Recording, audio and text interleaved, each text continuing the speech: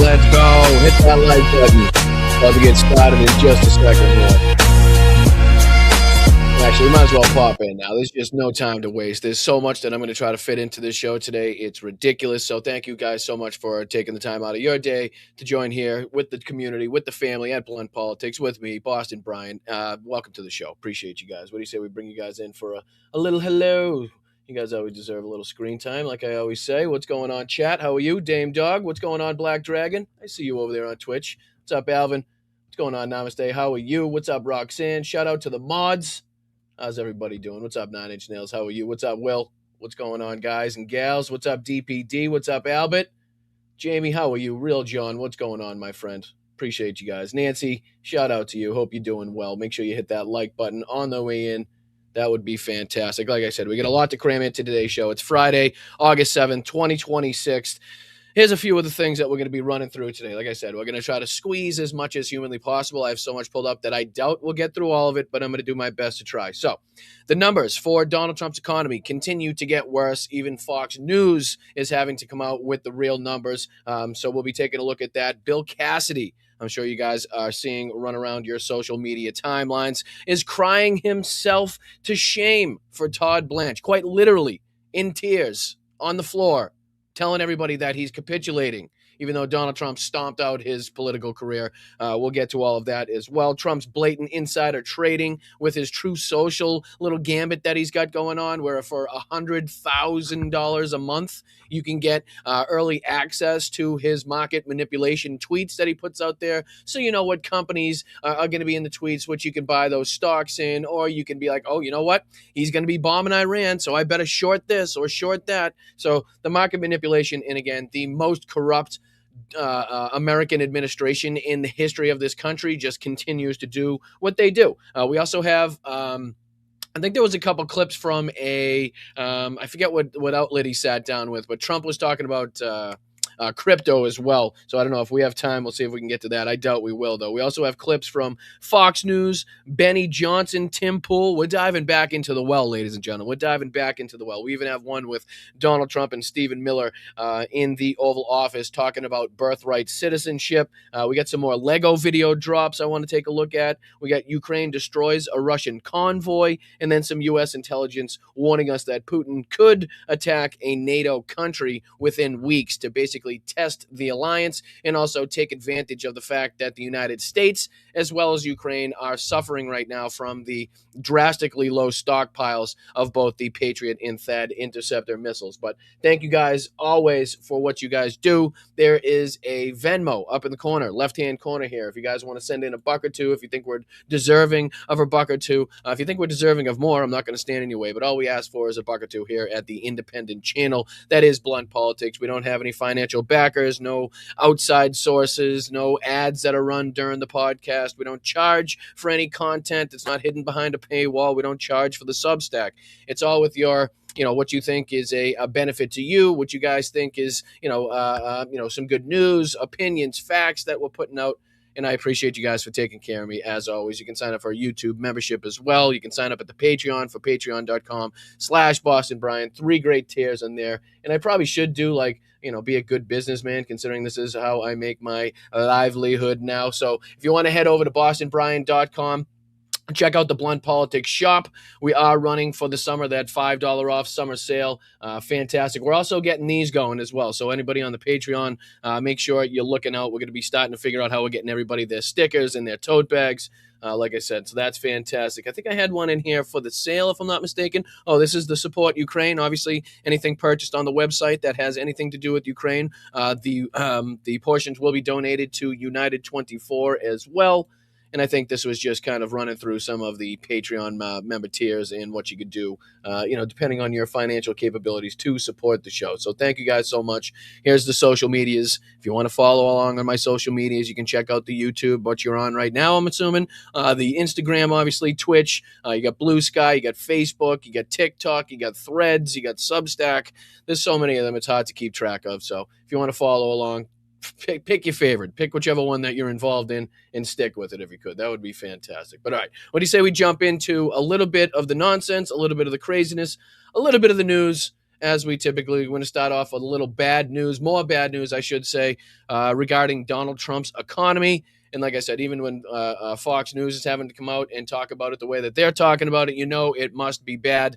This is posted by Aaron Rupar. Says, done, done, done. Fox Business, quote, revisions for June down by 37,000, May down by 66,000 combined, 103,000 fewer jobs that were created in the months of May and June. This as Donald Trump continues to tout that he has the best economy anybody's ever seen, the best economy the planet's ever heard of. He should have an A+ rating and not the F- that the country is giving him at this moment in time because of how well he's doing on the economy. Everybody should be, basically doing the Scrooge McDuck backstroke in their gold coins right now because this country is thriving so much. Again, this is if you listen to the bullshit and the nonsense and the propaganda coming out of Donald Trump. But I just wanted to play this quick clip of Fox News and Maria Bartiromo, I believe, having to let everybody know, all of the Fox viewers, about the revisions downward as far as job creation. Again, the lies, just antithetical to the lies that are being told by this White House. So just real quick on this one. Yep, and we also have revisions actually for June and other revisions. Lauren, do you have those numbers? Revisions for June, Maria, down by 37,000. May down by 66. Combined 103,000. Yeah, down's not good. I just want to make sure, chat, down's not good, right? Like, we want to be creating more jobs and not having less jobs being created, as the estimates were telling us. So I'm just putting you in the right direction, chat. I'm trying to figure this out on the fly. Down is not good. Correct? Okay. Just wanted to make sure. Created in the months of May and June, Maria. Yeah. And that is all about the market reaction today, is all about what this means for the Federal Reserve. Louis Navellier, how do you want to allocate capital in this environment where, once again, we're talking about Goldilocks, a Goldilocks macro story? Yeah, the last I looked, FactSet was forecasting 47.4% annual earnings growth for the S&P this year. But that was before Palantir's blowout results. So all right. So before they bore everybody to fucking tears, that's just Maria Bartiromo's little piece there, letting everybody know about the revisions for those 2 months and the 103,000 less jobs that were created than originally anticipated. So that's, again, another sign that Donald Trump's lying directly to your face, lying directly to the country, lying directly to the world when he says that the economy is the best it's ever been.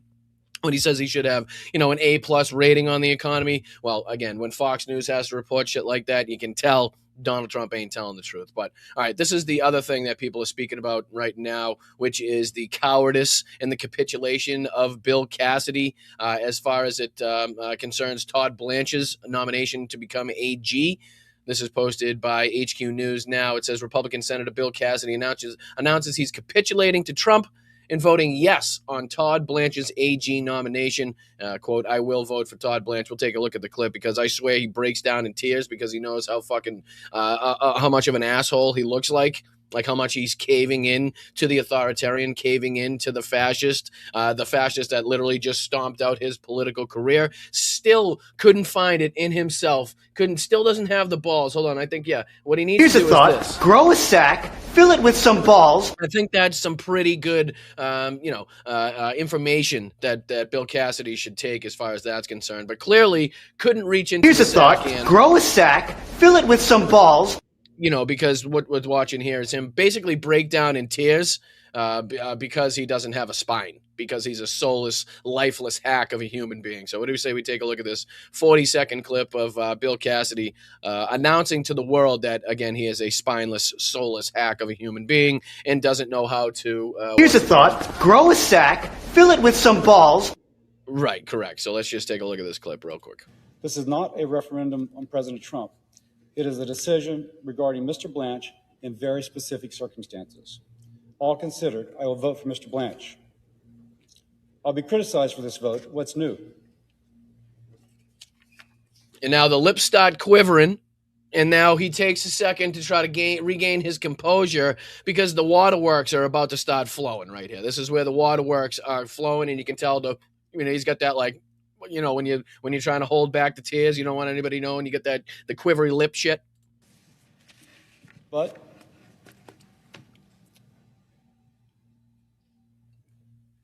people of Louisiana, Louisiana. I'm sorry that I look like an asshole and I have no balls and no spine, and I'm allowing a fucking 80-year-old sack of fucking bones with some orange skin wrapped in a bad wig push me around, like, kick me around like I'm a little fucking, like I'm a playground soccer ball at this point. Can be assured that I worked hard to understand the issue. He's basically given up. Like, this is literally a capitulation. Like, I want Louisiana to know that I worked hard and I just don't give a shit anymore, and I might as well just not stand in the way of what this administration wants to, like the corruption and stuff. So I'm out. Like, I hope you know that I tried hard. Really, I did. Like, this is quite literally his capitulation speech, and it's fucking embarrassing. Make the right decision. And again, I think there was a couple like Murkowski, I think maybe one or two others. So it was basically on Bill Cassidy whether or not he was going to, again, toe the party line or not. That was going to see, basically determine whether or not there was going to be some wrenches thrown in the nomination of Todd Blanche for Attorney General. But that's what we get. We know they're cowards. We know they're spineless hacks. I don't think we expected any difference. We were hoping, obviously, that one of them would wake up. Here's a thought. Grow a sack, fill it with some balls. But no, that's not what we saw. So we were kind of wishing and hoping and praying and doing a deed that was never going to come true. But all right, let's see what else we got to cover, because I'm trying to fly through these things as well. But yeah, we should continue, because this is probably along the same lines. This is a fortune. And no, I don't want to get this out of here. Stop on the bottom. Let me throw this on the screen for you.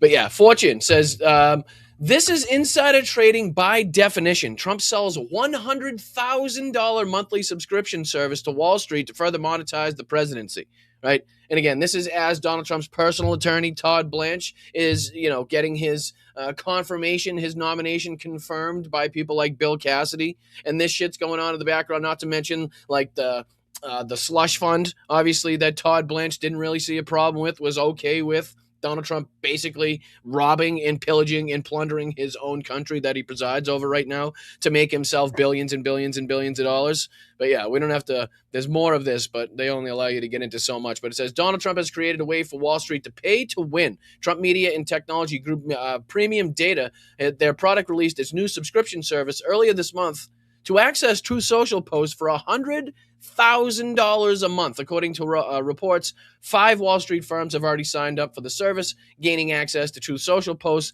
milliseconds before the general public. And those milliseconds, as people I'm sure that are involved with the stock market and day trading, like that could be huge. That could be the difference between, make or break millions or billions of dollars, depending on how quick you get that information, how quickly you can get your money invested or taken out of a certain company. Like, that's huge right there. And then there was this that I wanted to take a look at as well, because they're actually, let me throw this on the screen.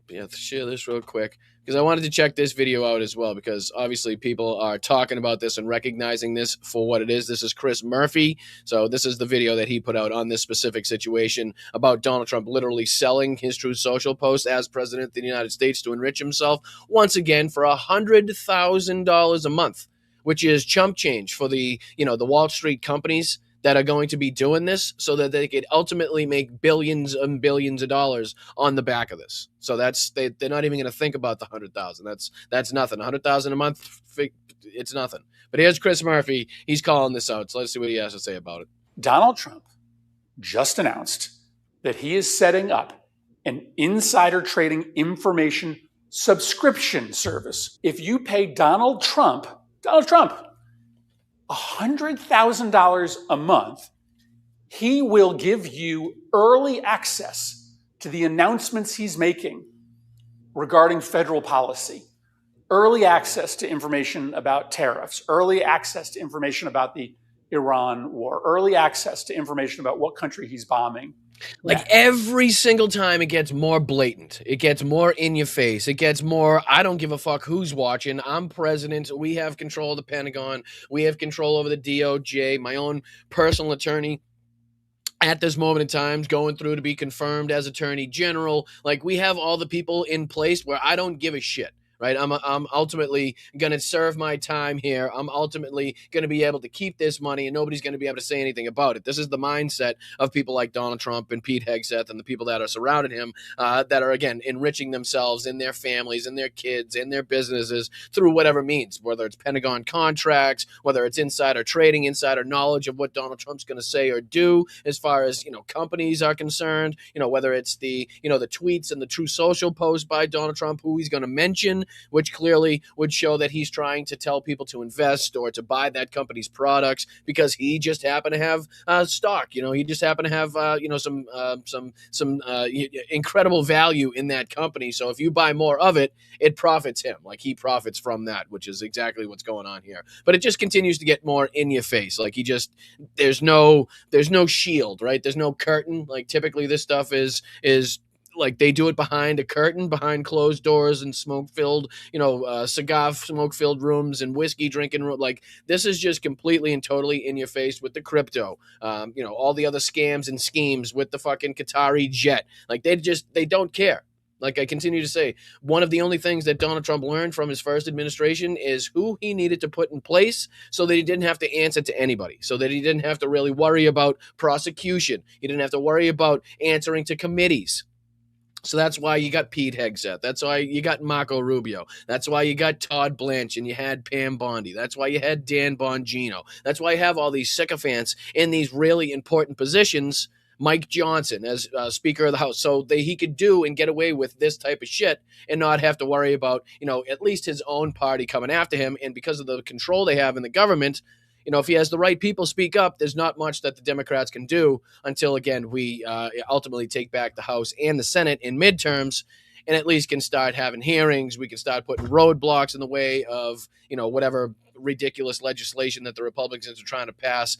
Most of it at this point has been done through Donald Trump's executive orders, which luckily can be overturned, can be reversed. I mean, it's one of the least producing Congresses in history, if not the least producing Congress as far as legislation is concerned in history. But I'll allow Chris Murphy to continue on this Trump $100,000 a month, bribe scheme, really pay-to-play scheme. This is a criminal syndicate that he is running out in the open. It is illegal to make money off of inside information.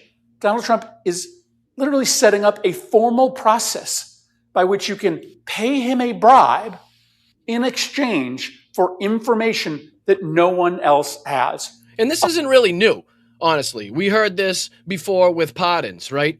When Donald Trump was out there selling pardons, who do you want to pardon? Just tell me how much, put it down on a piece of paper, how much you're willing to pay, how much you're willing to spend, and the highest bidder there will throw out a pardon to. It doesn't matter if you're a drug dealer, it doesn't matter if you're a rapist, doesn't matter if you're a murderer, it doesn't matter what you did. As long as you can pay the piper, then you'll get your pardon too. So this isn't a new scheme. But it's definitely, as far as Donald Trump being president and trying to scheme off of insider knowledge and, the fact that what he posts does have an effect on people and on businesses and on the economy, then, this is kind of a new way that he's utilizing that same tactic. $100,000 a month. Big billion-dollar corporations have that money. And when they have advance notice of a tariff announcement, they can place bets on the market to be able to make millions of dollars. Well, ordinary Americans who cannot pay him for inside information get screwed. None of this is normal. A lot of this is illegal. And I will just say to companies out there, if you choose to take part in this scheme and it proves to be illegal as it looks on its face, you are going to eventually be held accountable. So again, Chris Murphy out there with just a little warning shot to the companies. Apparently, allegedly, there's already several that have invested the so-called $100K a month to, again, get Donald Trump's True Social post just a little bit ahead of time so they could utilize that and capitalize on that, in the market so they can make ultimately millions, if not billions of dollars on the back end. Again, just another way that this administration is blatantly the most corrupt administration in the history of this country by far, bar none. And there's so many different pieces of evidence and ways that we could prove that. Again, from the crypto, from the Qatari jet, from the ways that he's, tried to enrich himself off the backs of our allies, especially the Middle East allies. It's couldn't have been any more blatant or in your face if they tried. So we continue to call it out here at Blunt Politics. So thank you guys for being here and watching and sharing this show and sharing these clips so people continue to stay informed at just how corrupt this is. I know people hear it all the time. They've heard Donald Trump be called a con man and a fraudster and corrupt. But when they actually, when you boil it down and you start showing people how much corruption is in their faces and just how much, waste, fraud, and abuse and billions of dollars are being spent in needless places right this moment in time while we're spending billions in a needless, futile, ridiculously destabilizing war in the Middle East, as we're again neglecting our ally in Ukraine against their fight, in their fight against Russia. Like all of these things, we're continuing to mock and ridicule and destabilize our relationship with allies. We continue to show enemies on this planet that the United States military is not in the best position as far as stockpiles, as far as being able to project their power in multiple geographical positions on the planet, if in fact we have to do so. So again, it's coming up all fucking thing shit right now, which is again, just what everything that Donald Trump touches turns to shit. So it's to be expected. This was one of the other stories that we talked about as well, the Ambanis. So above and beyond the $620 million Pentagon contract that Don Jr. got because he just happened to invest or, obtain some sort of ownership in a drone company. And what, we think that Donald Trump, because of his knowledge and capability in the drone technology field, got this? Like he was the most capable person and this was the most capable company. It just so happened that Don Jr. was invested in it? Or was it the $30 million Pentagon contract that his brother Eric got in the company that he was invested in? Or is it the fact that, again, things like this have been happening with Donald Trump's tariffs? Remember the tariff situation? I mean, it continues to go on, but when they were first, implementing these tariffs, there was a lot of companies, very rich companies with very rich owners that they were specifically targeting with these tariffs. But if this very rich owner of this very successful or wealthy company decided to invest or throw a little bit of money into, a Donald Trump-backed venture or his crypto scheme or a hotel or a golf course, then poof, all of a sudden those tariffs disappeared. And this is one of those stories here. It says this is from ProPublica.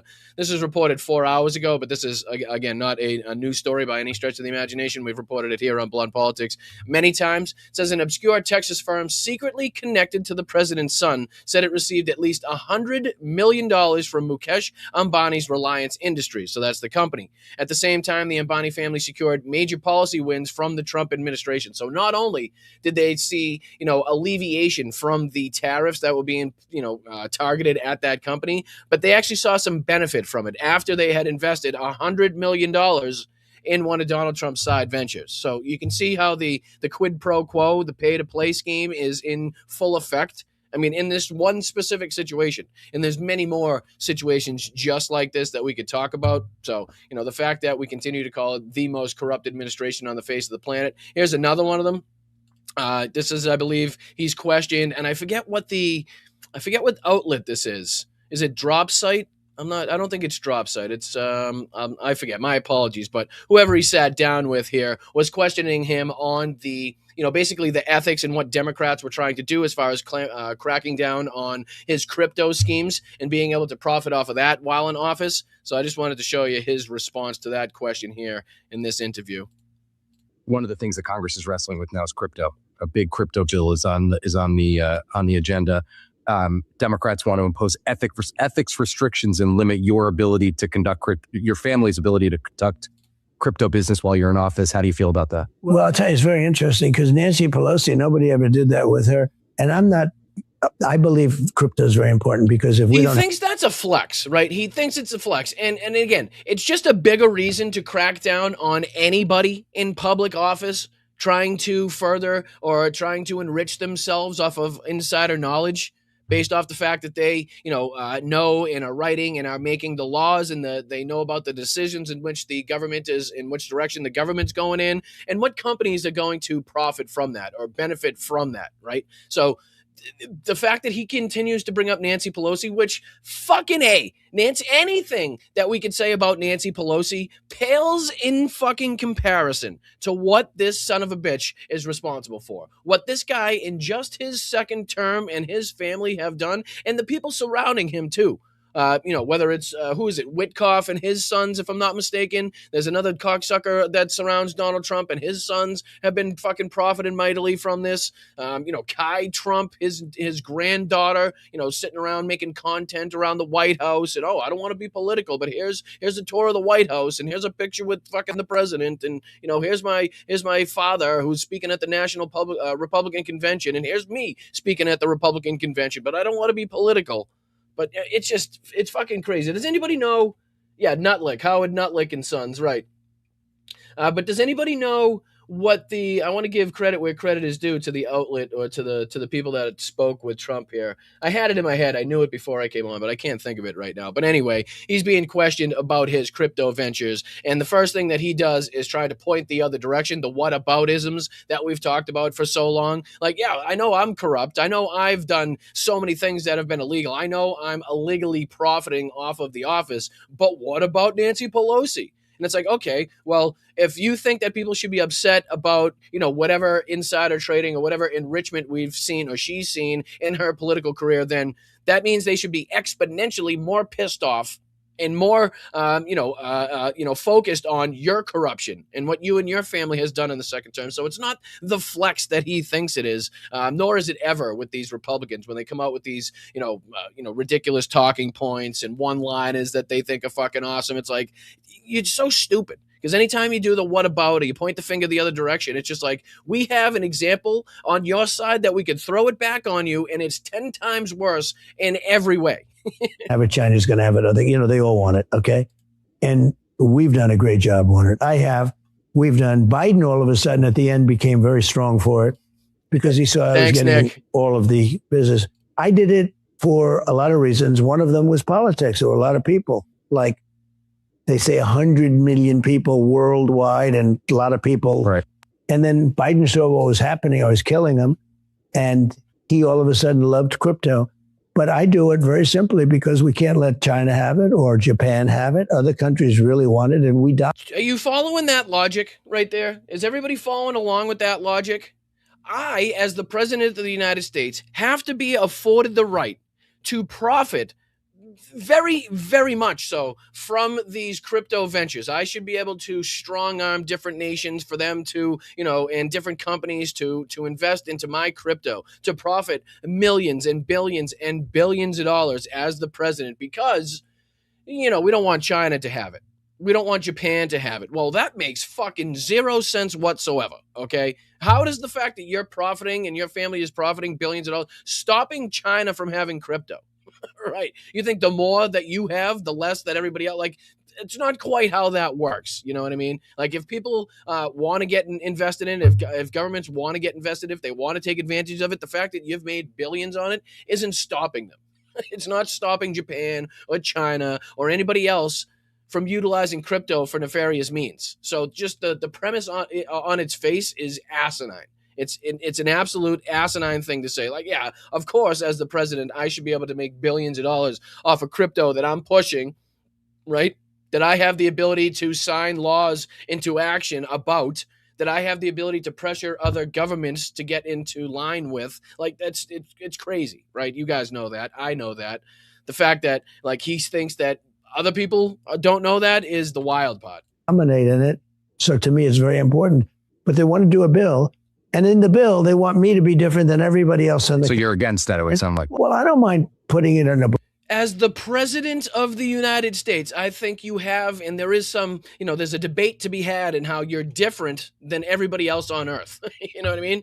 Like, that's why the laws and the regulations and the statutes and the Constitution are in there as far as being able to profit, not being able to profit while you're the president of the United States, so other countries can't pressure you, so that they don't have leverage in, this facet or this business or for this company. Like, that's what's supposed to happen. I know he's not done any of that, and that was like the illusion that he gave in his first term. Remember, he's like, yes, I'm divesting. Basically, that was horse shit, right? The first term was horse shit. But we did have that, there was like a slight roadblock in the way, right? There was a lot more of a roadblock, let's say, in his first term than there is, and we're seeing now in his second term, which goes back to how he learned who he had to put in what position to make sure that that didn't happen again, to make sure that he didn't run into those roadblocks to try to enrich himself and his family that he ran into in the first term.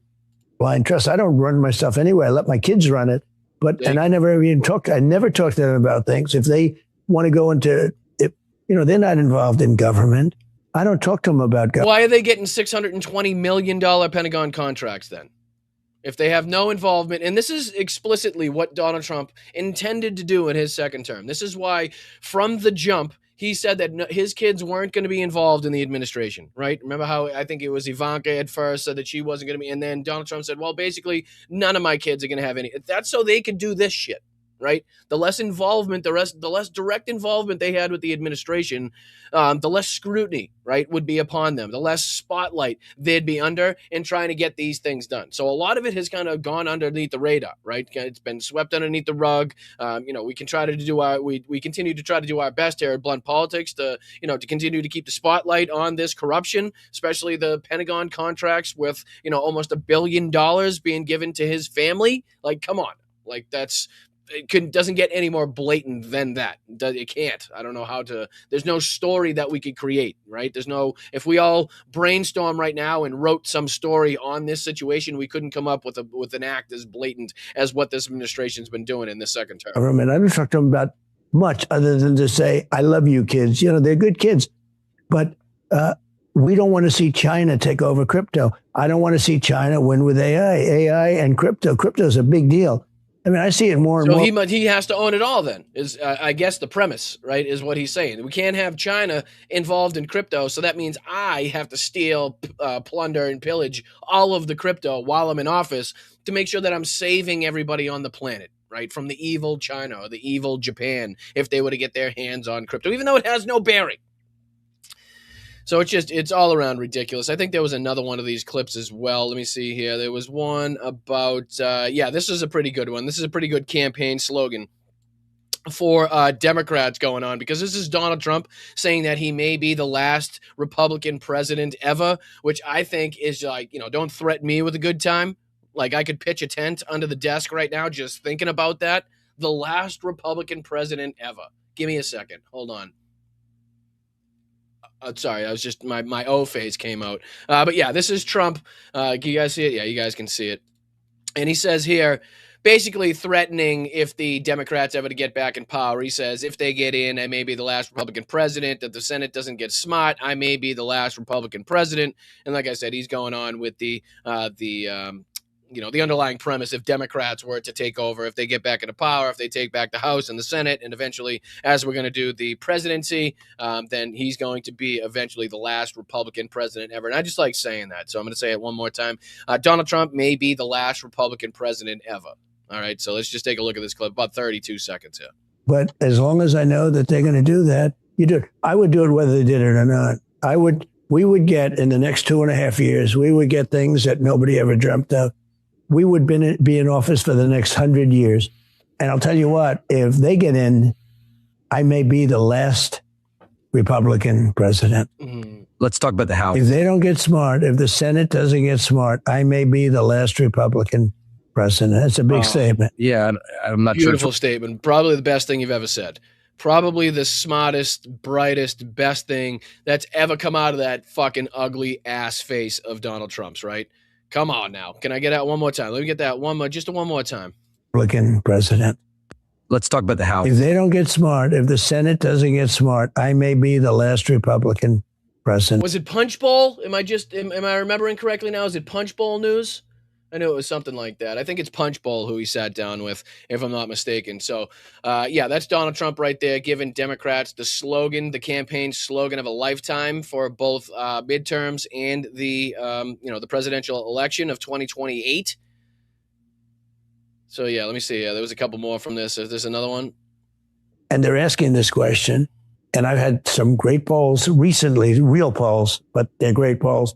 fucking delusional. How much did we beat this horse to death the other day, right? We showed you Kornacki. We showed you, both Trump's True Social post compared to even what Fox News was reporting as far as polling numbers. I think it was some 494 days consistently that Donald Trump's been like sufficiently underwater as far as his approval rating is concerned. He's less popular now than he was after an insurrection.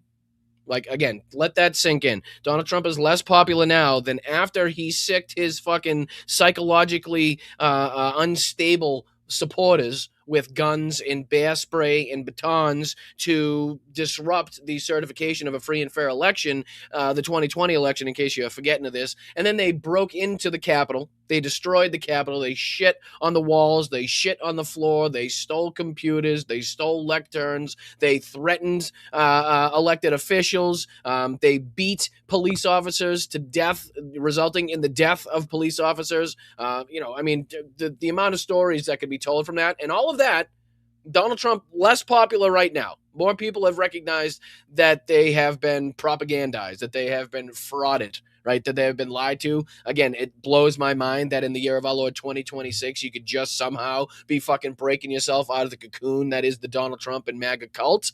Again, I know there's not a ton out there that we could pick and choose from, but it is happening. There's a lot of prominent ones that we've spoken about, the Candace Owenses, the Tucker Carlsons, the Marjorie Taylor Greens, a bunch of prominent people that you could speak of that have broken ranks basically with MAGA, and that's filtered down. It really has filtered down. The Nick Fuenteses, again, not giving any of these people flowers or credit or anything like that. Again, I continue to say we have a big tent over here, but it's fucking not nearly that big for them bastards. I can tell you that. So we can utilize their bullshit because they were once in that cult. As much as they still, observe these conservative values and beliefs, they're definitely not allies, friends, or cohorts by any stretch of the imagination. But we can use whatever they're saying to kind of demean or degrade the MAGA cult to our political expediency, to our political benefit, while also recognizing that they're horrible, terrible people. You know what I mean? So that's along the lines of what we're doing as far as this is concerned anyway. If I don't run, will those people go out and vote? And that's the one thing I can't tell. I'm going to ask them to, but I'm just watching guys like you, and you're very talented people. The question is, will they vote? Because a lot of them, again, just absolute fucking nonsense coming from him. There's a bunch of more clips, so we don't have to get too deep into it. Like I said, we got a ton to try to cover. A bunch of clips that I want to get into. Let's see if we can get into this first clip that I want to call out. This is having to do with the war in Iran. This is having to do with the Strait of Hormuz, and this is the retired general. I think his name is Jack Keane, if I'm not mistaken. Yeah, you can see it there on the bottom. Jack Keane, and his basic ploy and how we need to get back to major combat. Like, he's basically saying we need to go full scale. We need to, again, that 2-week escalatory period that Admiral Bradley Cooper was reportedly, putting on the table as far as an option to Donald Trump. Like, that's what he wants to see happen. At the same time, we're reporting on, extremely low stockpiles and ATACMS, Tomahawks, Patriots, and THAADs as far as the interceptor side is concerned. But he wants to have all-out war, major combat. So I just wanted to see if there's a few things that we could call out as far as this appearance, this little segment was concerned. And then we got a bunch more to call out as well. So a ton to try to pack into this show. My name is Brian. This is the Blunt Politics Podcast, live stream, whatever you want to call it. If you could show us a little bit of support, that would be fantastic. We have the Venmo up in the left-hand corner. You can sign up for a YouTube membership just underneath me. You can head over to the Patreon at patreon.com/BostonBrian, or check out the merch shop at bostonbrian.com. All of those ways to help this independent media channel. That would be fantastic. Try to keep the lights on, the mics working, all of that stuff. Put some food in the belly. That would be fantastic. One day we're going to make this a profitable venture without the help of any ads, without the help of any corporate sponsors. And we're going to be so happy that we did it that way, because then we have the freedom that we have now, but hopefully, a much bigger audience where we could, get out that freedom where nobody has any sway over what we talk about or how we talk about it. We don't have to worry about ads pulling revenue because they don't like the way we talked about Gaza, or they don't like what I say about Israel, or they don't like what I say about Russia, or they don't like what I say about Donald Trump or the Republicans. So we're trying to keep it a free space here. The community that we've built is, second to none, and I couldn't love, cherish, respect, appreciate you guys any more than I already do. but we're just hoping to try to expand that community. So again, we can have the biggest voice possible, the most weight behind our punches, as I typically say. But all right, let's get into this Fox News. What the hell happened to it? Where'd it go? How the hell did it? Hello? All right, let's see. I think it was this one right here, if I'm not mistaken. Yeah. All right, so play. Bear with me. Stop. Nope, I don't want you to start there. I don't know why you would start halfway through the clip. We're going to start you at the beginning, where most people start you, and we're going to call out your bullshit. All right, hit that like button. My name is Brian again. If you could subscribe to that channel, that would be great. We're trying to get to 25,000 subscribers before midterms, and with your help and generosity, we're going to be able to get it. Let's get into this. Has a deal been reached to reopen the Strait of Hormuz? Well, I don't want to say it has been. It's sort of open right now. You know, we have It's sort of open right now. It's sort of open. We both fully control the Strait of Hormuz because of our power, because we're the United States, and of course we control everything that we have the Navy in proximity of. But it's kind of like sort of open, right? There was about 130 or so ships that used to traverse this single waterway in a day, but now there's about 8 or so, I think, and even less than that maybe in the last few days. But yes, I guess sort of open is correct. Thing called the blockade, headed up by the U.S. Navy, and we control it. And now we control it, but they can always shoot something. They always have something. We control it, but it's only sort of open. So again, you see how this is diminishing the power projection of the U.S. military? And that's not to say that they don't have the capabilities, right? I continue to reiterate that. I have no doubt that if given the green light, given the go order, and was set up properly, that the United States military could do the deed, so to speak, right, without getting too heavily involved and in depth in what would that involve. But it's I have no doubt that they would do it. But it's crazy to think in 2026 of anybody even utilizing that power and causing that much destruction. But to say that it's sort of open and that we control it at the same time just goes to show how much Iran still has their power and their chokehold over the strait. You know what I mean? He thinks it's a flex, but when you look at the amount of ships and traffic that's actually making it through the strait, or not making it through the strait, we should say, it's not the flex that he thinks it is, once again. Mine, based on everything I see, as soon as the war ends, and I think it's going to end pretty soon. I don't think they can go much longer. President I don't Trump think we can. Nice do, buddy. Holy shit. And I don't think we can go much longer. That's the whole reason why you threatened the whole World War II bombing campaign and then had to back out like the taco bitch that you are every single time. And again, as great as that is to see, as happy we are to not see bombs continue to fly, it's still prudent upon us to continue to recognize how much you continue to threaten, while at the same time, just hours, if not minutes later, backtracking on those statements and saying that there's a deal to come. Any second now, there's going to be a deal done, and that's why we're not continuing the bombing campaign. It has nothing to do with our low levels of Tomahawks or Attackums or Patriots or THAADs or anything else that we're lacking in. Progress has been made toward reopening the Strait of Hormuz, as reports say a proposed deal would give Iran control over ships entering the Persian Gulf. Did you hear that? To give who? I'm sorry. Would give who control? One more time. Say a proposed deal would give Iran control over ships. Oh, I mean, I know you're really supposed to say it like this, obviously. Republic of Japan.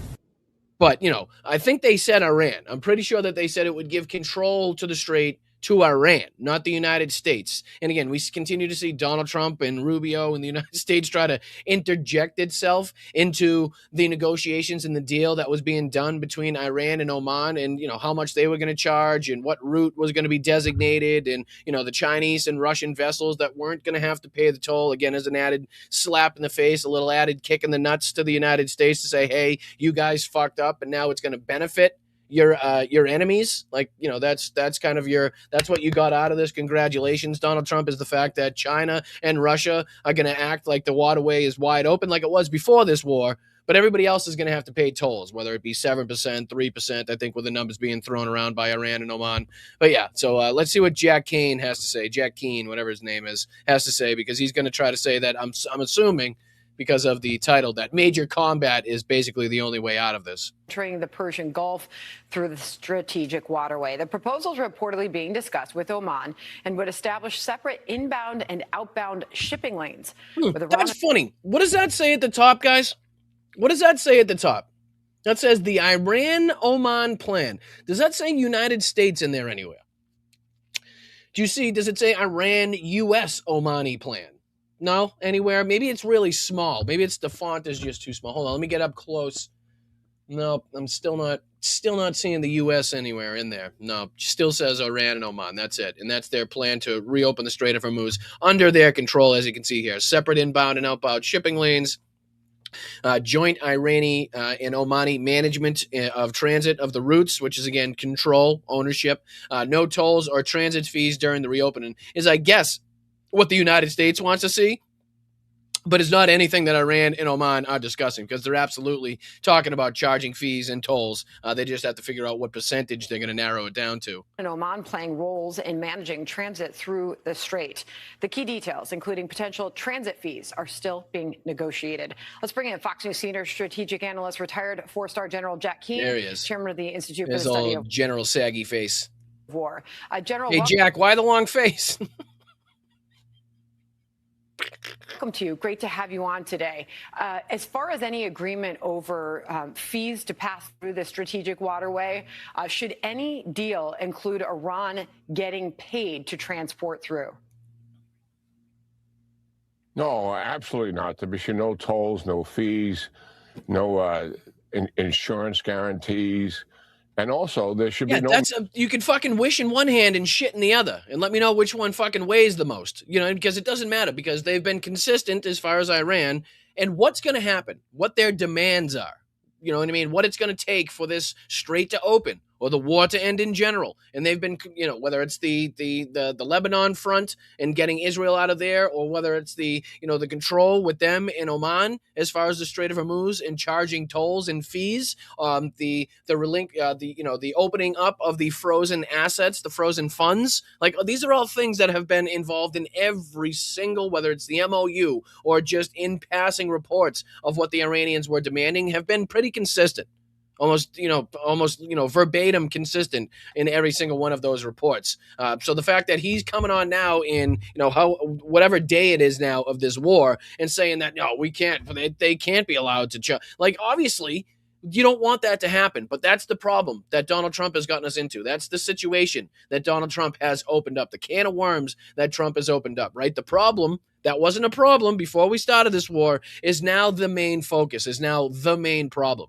Which is why, again, Donald Trump in no way, shape, or form should receive credit, even if and when whatever deal between Oman and Iran is done, whatever, small concessions are seen to open the strait. Like, that is a problem that wasn't a problem before this war. So you don't start the fire in the house, right? And then get credit for going and calling 911. That's just not how it fucking works, right? You don't get to start the blaze, go grab a little bucket and a pail and start throwing water at it, call 911 and expect people to give you a fucking medal because you started this shit. You know what I mean? This wasn't an issue. This house wasn't on fire before you got the can of gas and a fucking handful of matches there, Trump.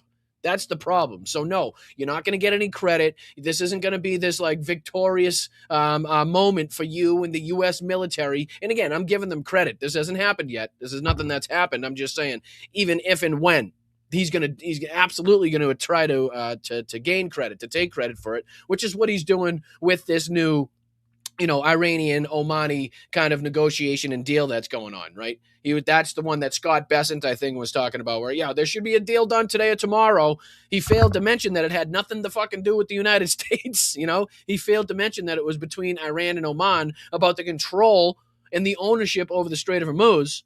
But apparently, he was kind of on track as far as some sort of deal. It just, again, had nothing to do with the U.S.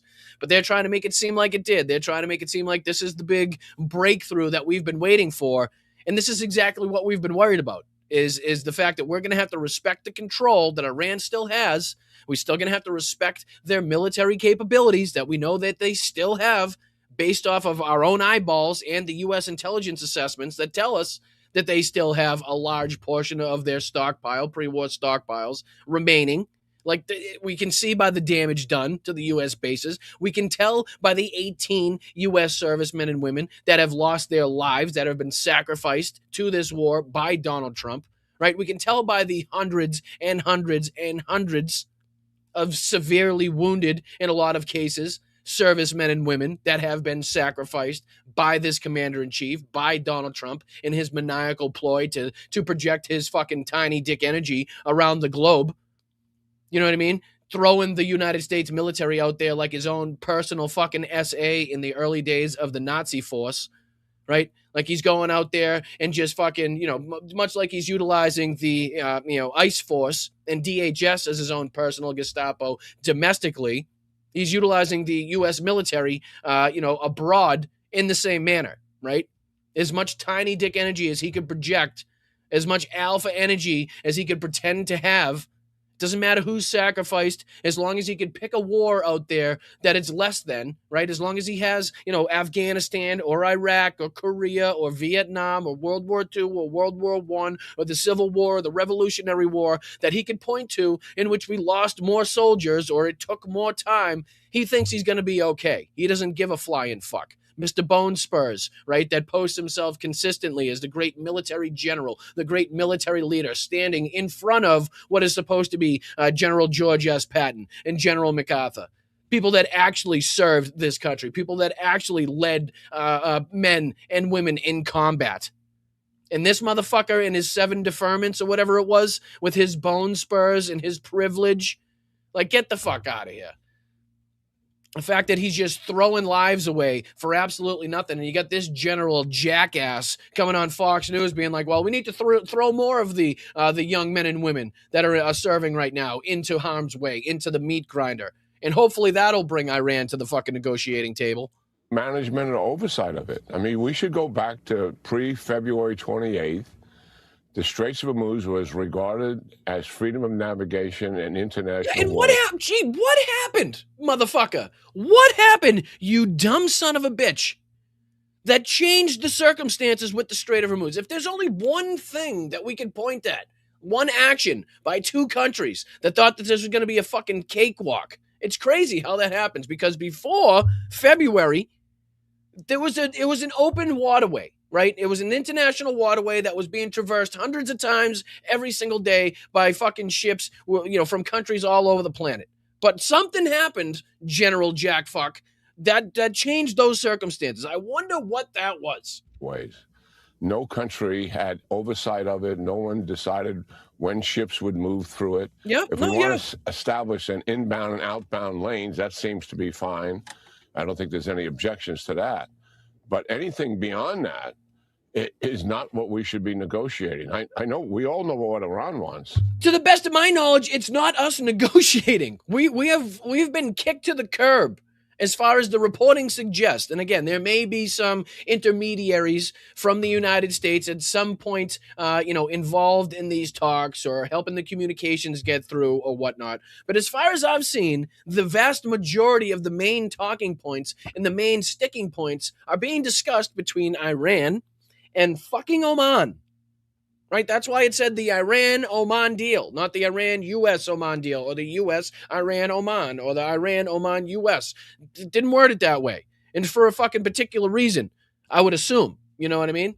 So the fact that he's like, astounded by the fact that they're negotiating their control, which for months now we've been talking about is going to have to be respected. That's beneficial. This asymmetrical warfare where the United States would quite literally have to put all the boots on the ground, would have to occupy Iran, would have to ensure to the world, to the shipping companies, to the insurance companies that Iran no longer has the capabilities or abilities or the willingness to put, mines in the Strait of Hormuz, to throw a Shahed in the Strait of Hormuz, to order its proxies in the Houthis to control the Red Sea and the Bab el-Mandeb Strait. Like, that's what it's going to take for the freedom of navigation and the pressures on the world economy to ease to the extent that we need them to go back to whatever type of normalcy we were fucking looking at before this war was started.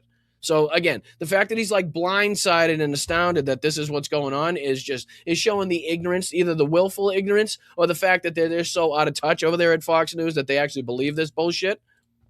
Listen, they believe this is a strategic asset. I'm telling you, they think this now has more leverage than the development and growth of a nuclear weapon. Wow, bingo. What have we been saying here at Blunt Politics? The Strait of Hormuz is Iran's nuclear weapon. Donald Trump handed Iran a geographical nuclear weapon with the Strait of Hormuz the second he decided to sneak attack them as they were still involved in negotiations at whatever level, seeing whatever success. Like, this was, again, something that you could blame and put on the backs of Donald Trump specifically as to why we're now seeing the problems that we're now seeing.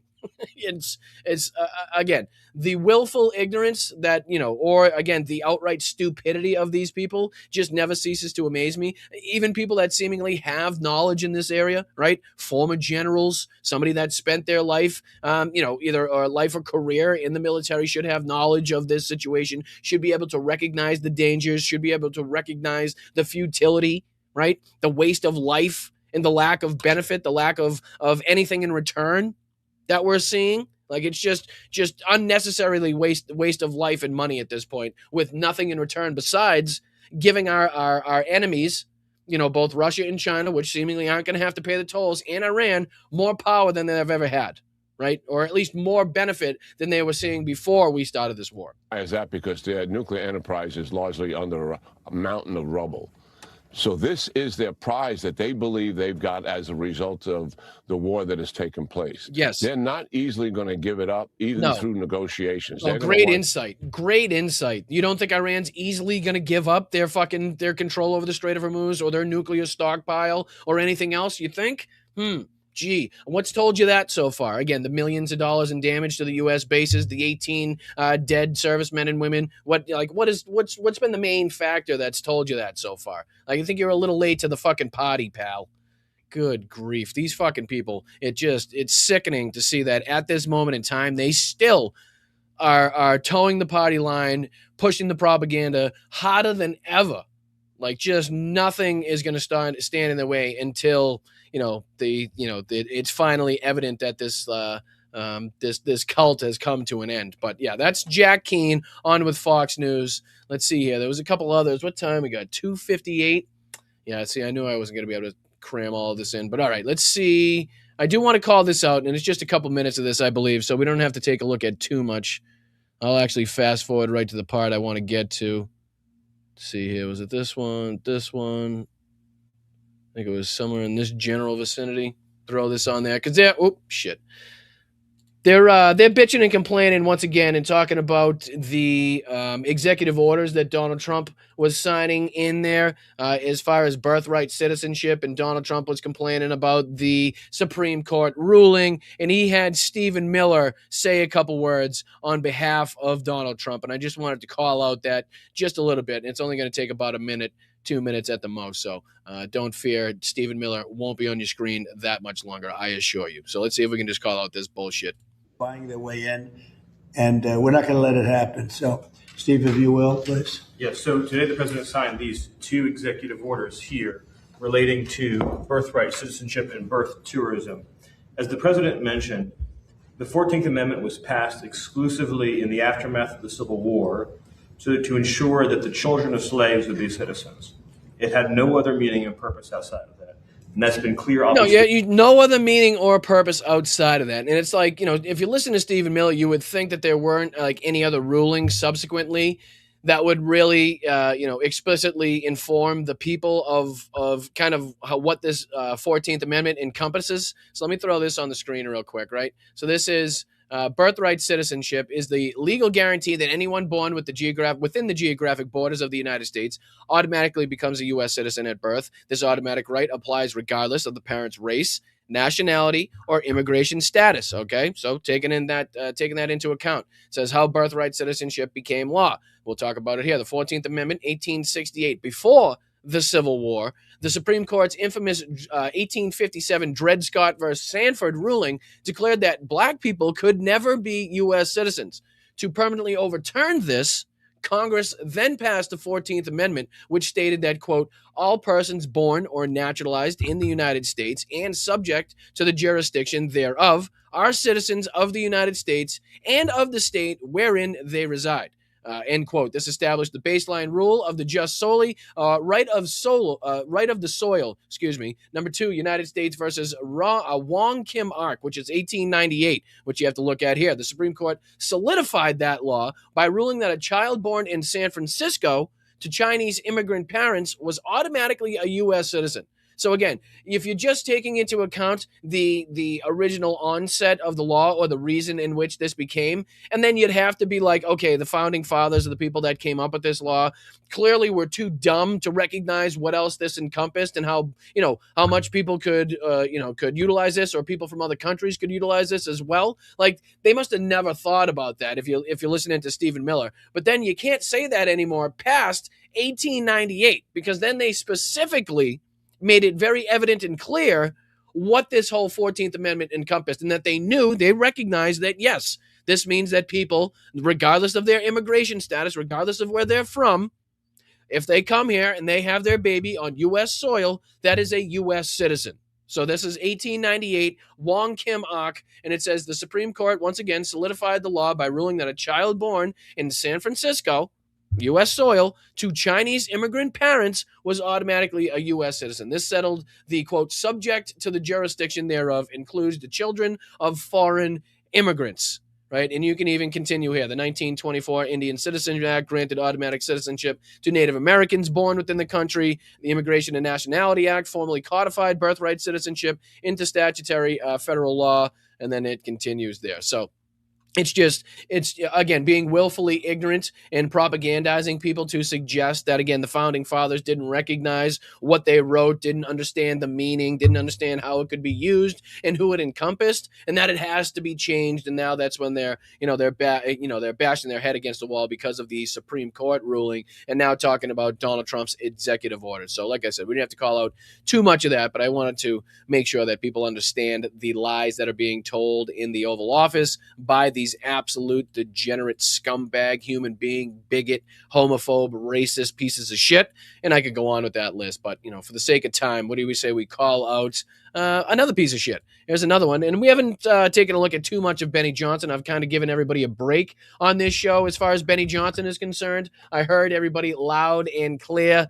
We've been doing a lot and calling out a lot of Benny Johnson because he had consistently been putting out video after video after video. Anytime that Donald Trump or Barack Ravid or Trey Yingst announced that it was a possible deal in the works for the Iran, he would go out there and he'd put out a video saying, oh, deal is done, war is over. So we consistently called him up. But this one is talking about Iran again. And this is, I believe, Benny Johnson showing his frustration with this bullshit, with this, Groundhog Day-like announcement of a deal being done any second now. Like, listen to the tone in which Benny's talking about this, and you can tell there's a shift, right? You can tell he's a little less willing to believe the fact that there's a deal done, and he's ready to see a deal done. Like, he's not just going to go out there and consistently announce, even though he's done that quite literally consistently every single time. I think even Benny Johnson has reached his tipping point as far as the lies about a deal is concerned. So this says, something insane just happened in Iran. Oil is collapsing, stock market roaring. It's finally over, he says. So let's see if you can you can pinpoint the difference in his rhetoric, the difference in his tone as far as reporting on this. And again, we only have to go through a couple minutes, and then we got another stinker here as far as Tim Pool, and then we got the Lego videos. We got a lot to try to cram into the second hour. So stick with us, hit that like button, share this out. Let's get some more people engaged in this. Let's get some more people entered into this community, which is the point. And so everybody here can call out and recognize what a schmuck, what an asshole Benny Johnson is. All right, let's dive into it. Again, Benny Johnson and his little rhetoric shift, trying to announce once again to his audience that a deal is right around the corner. I think he even plays Scott Bessent's little clip that he had. So let's check this out. It's Groundhog Day or Strait of Hormuz Day or whatever you want to call it. It's day. Right off the bat, he's losing his shit, right? He's sick of it. It's fucking Groundhog's Day, whatever day, Iran Day, Hormuz Day, fuck day, I don't know what day it is, but they're telling us another deal's done. Like he's at his wit's end here. Like there's almost so much propaganda you can push, knowing that you're looking like an asshole every single time you go out there and tell everybody a deal's right around the corner. Next thing you know, the fucking bombs are dropping again. So Benny Johnson hitting his limits here. That Donald Trump is promising a peace agreement with Iran. Get it done, Don. Get it done. Here's the Treasury Secretary this morning saying, I think there's a chance that we may have a deal today to open the strait. President Trump threatened the largest military campaign in the world. Yeah, it just wasn't our deal. It was Iran and Oman's deal. Because of that, we are in talks with the Iranians. The largest military campaign since World War II.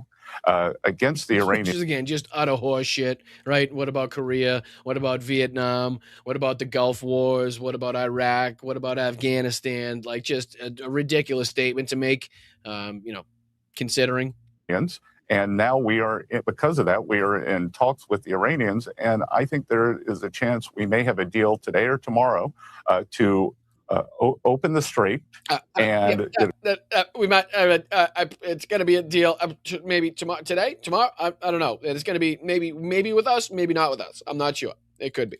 Move towards a more normalized position in this conflict. In that more normalized position, would that be the strait that was open before you guys started this war? Would that be the normal position? The normal situation that we're talking about. So now ultimately we've given up on all of the originally stated tasks and goals stated by the United States military, Donald Trump and CENTCOM. Like now we're specifically focused on trying to reopen the strait that wasn't closed before we started bombing Iran. So to show you how effective this maneuver has been by Iran and how, I don't know, drastically dangerous it was for Donald Trump to listen to anybody who said that it was going to be a cakewalk, Pete Hegseth, anybody that said this was going to be over in a couple hours, Benjamin Netanyahu, any organization or agency that said this was going to be a breeze, Mossad, anybody that was, talking in Donald Trump's ear saying that this was going to be a Venezuela-like cakewalk and we're going to go in there and we're going to snatch or kill the Ayatollah. No chance in hell they're ever going to close the Strait of Hormuz. That's the last thing you need to worry about. That would be, lightning would strike twice on the back of the Mother Teresa before that would happen. Like, no way you're going to have to worry about that. No, what, missiles into the Gulf nations? Missiles into Saudi Arabia and Jordan and Qatar and UAE and like Dubai? No, come on. Absolutely not. That's not anything that you're going to have to worry about. An extended war between Israel into Lebanon? A Gaza-like destruction of cities in southern Lebanon? Absolutely not. Not something that you're going to have to worry about. This is going to be done in 2 seconds. So, these are the things that Donald Trump was paying attention to, or being fed, I should say, and who he ultimately listened to and thought was going to happen, even though he brushed aside about 20 years of wargaming. 500 is Shut up, Benny, you son of a bitch. You talk when you speak when spoken to. Even though Donald Trump threw away about 20 years of wargaming of people that literally the first maneuver that they would have done, acting as the Iranian regime, acting as the IRGC, if they were ever to be attacked by Israel and the United States, would be to close the Strait of Hormuz, right? Launch on the U.S. bases, launch on the allies in the Gulf nations that have been assisting or allowed U.S. Aircraft to take off from, or allowed drones to be controlled from, whatever it may be. Those would be on the list too. But you can be assured the fucking first thing that they'd want to do is send those fast attack boats out there, throw some mines in the Strait of Hormuz. Bam, global shipping at a fucking, at a standstill, at a halt right there. So anybody that didn't see that coming was Ray Charlesing the shit out of this thing, I can tell you. Today, nearly 2 points strong on this news. Obviously, the markets love it. Oil is crashing down. Oil is still high year to date. I will guarantee you, when was this video put out? I will guarantee you it's higher. 2 days. So this was 2 days ago. What's he looking at here? What's this one? Is this Brent? Which one's this looking at? So 75.93. Let's take a quick gander. Let's take a quick gander at the current oil prices, ladies and gents. Little sidetrack here. Yeah, like I said, guaranteed higher. So whether he was looking at WTI, still higher. Whether he was looking at Brent, much higher at 83. Let's see. Does it say which one? I don't think it says which one he was looking at there, though. It says market summary, crude oil, 75 US. Was that just the general average that he was getting there? Well, either way, like I said, he's looking at 75. WTI here is 78. Brent at 83. So you can see up a buck, a little over a buck, a little less than a buck now, just shifted. But that's kind of the way that it works. Everybody, the market reacts based off of Scott Bessent, based off of Donald Trump saying that he's going to hold off on a tax. Meanwhile, all we've seen since is shit like this. Right, so we've seen, this is from the Hormuz letter. It says Iran directly warns that, quote, Iran will never reopen the Strait of Hormuz, and, quote, if the U.S. continues its pressure on Oman, per Iranian MP Majid Dustali to ICANA. Iran adds that the United States is seeking to extend its policy of control of oil across the globe so that no drop of oil moves without the management and oversight of Washington. Iran declares, quote, if this vital waterway, remains closed, the devastating consequences for the global energy and economic sectors will affect the United States itself more than any other country, end quote, saying, quote, Washington, with its pressures policy, has prevented the reopening of this route based on the legal rules and an agreement between the Islamic Republic and Oman. They continue to get the name wrong Islamic every time. Republic of Japan. Everybody's got to get it right. And then we see things like this, right? So 3 hours ago, UAE state-owned oil company ADNOC says 3 of its vessels have been directly struck by Iran with missiles and drones this week while transiting the Strait of Hormuz, adding that 15 vessels total have been struck since the war began just in their company. It says UK MTO has not issued a single report on the 3 incidents, so that it doesn't impact the market. So directly leaving these out of the headlines, not talking about this, there's a deal going to be done. Everybody talk about a deal. Maybe today, maybe tomorrow on a deal. Oman, they're talking about it. Meanwhile, we continue to see, the Houthis strike inside of the Red Sea. We continue to see Iran strike ships and vessels in the Strait of Hormuz, but they don't want to report that because they know that will make the markets fluctuate. The price of oil will go back up. Subsequently, the price of gas at the pump will go back up, and that's not going to be something that Donald Trump's going to want to see. And again, that's why they're trying to cover this up. The attacks have resulted in 1 fatality and 20 injuries to crew members, and again, that's just with that one company. So, just to give you a little taste of what's actually going on behind the scenes, as Benny Johnson's trying to point you to the stock markets and the price of oil that continues to fluctuate on a basically a minute-to-minute basis. You want to back around here, back in the 60s, this is where you get $2 a gallon gasoline. You mean where we were before this war? You could say it a different way to your audience, and I think they'd appreciate that. So before this war, where we were, if we didn't start this, we'd have, say like 18 U.S. servicemen and women still alive. We'd have hundreds and hundreds and hundreds of, servicemen and women that weren't, wounded in a lot of cases, and some very severely wounded that are going to have long-lasting, long-term injuries for the rest of their days to deal with, because Donald Trump, again, threw them out there to project his, tiny dick tiny dick energy across the globe. Oil has cratered. It creeped back up. It was back in the 60s. And then Hold on. Do you talk about anything else other than that? Let me see here.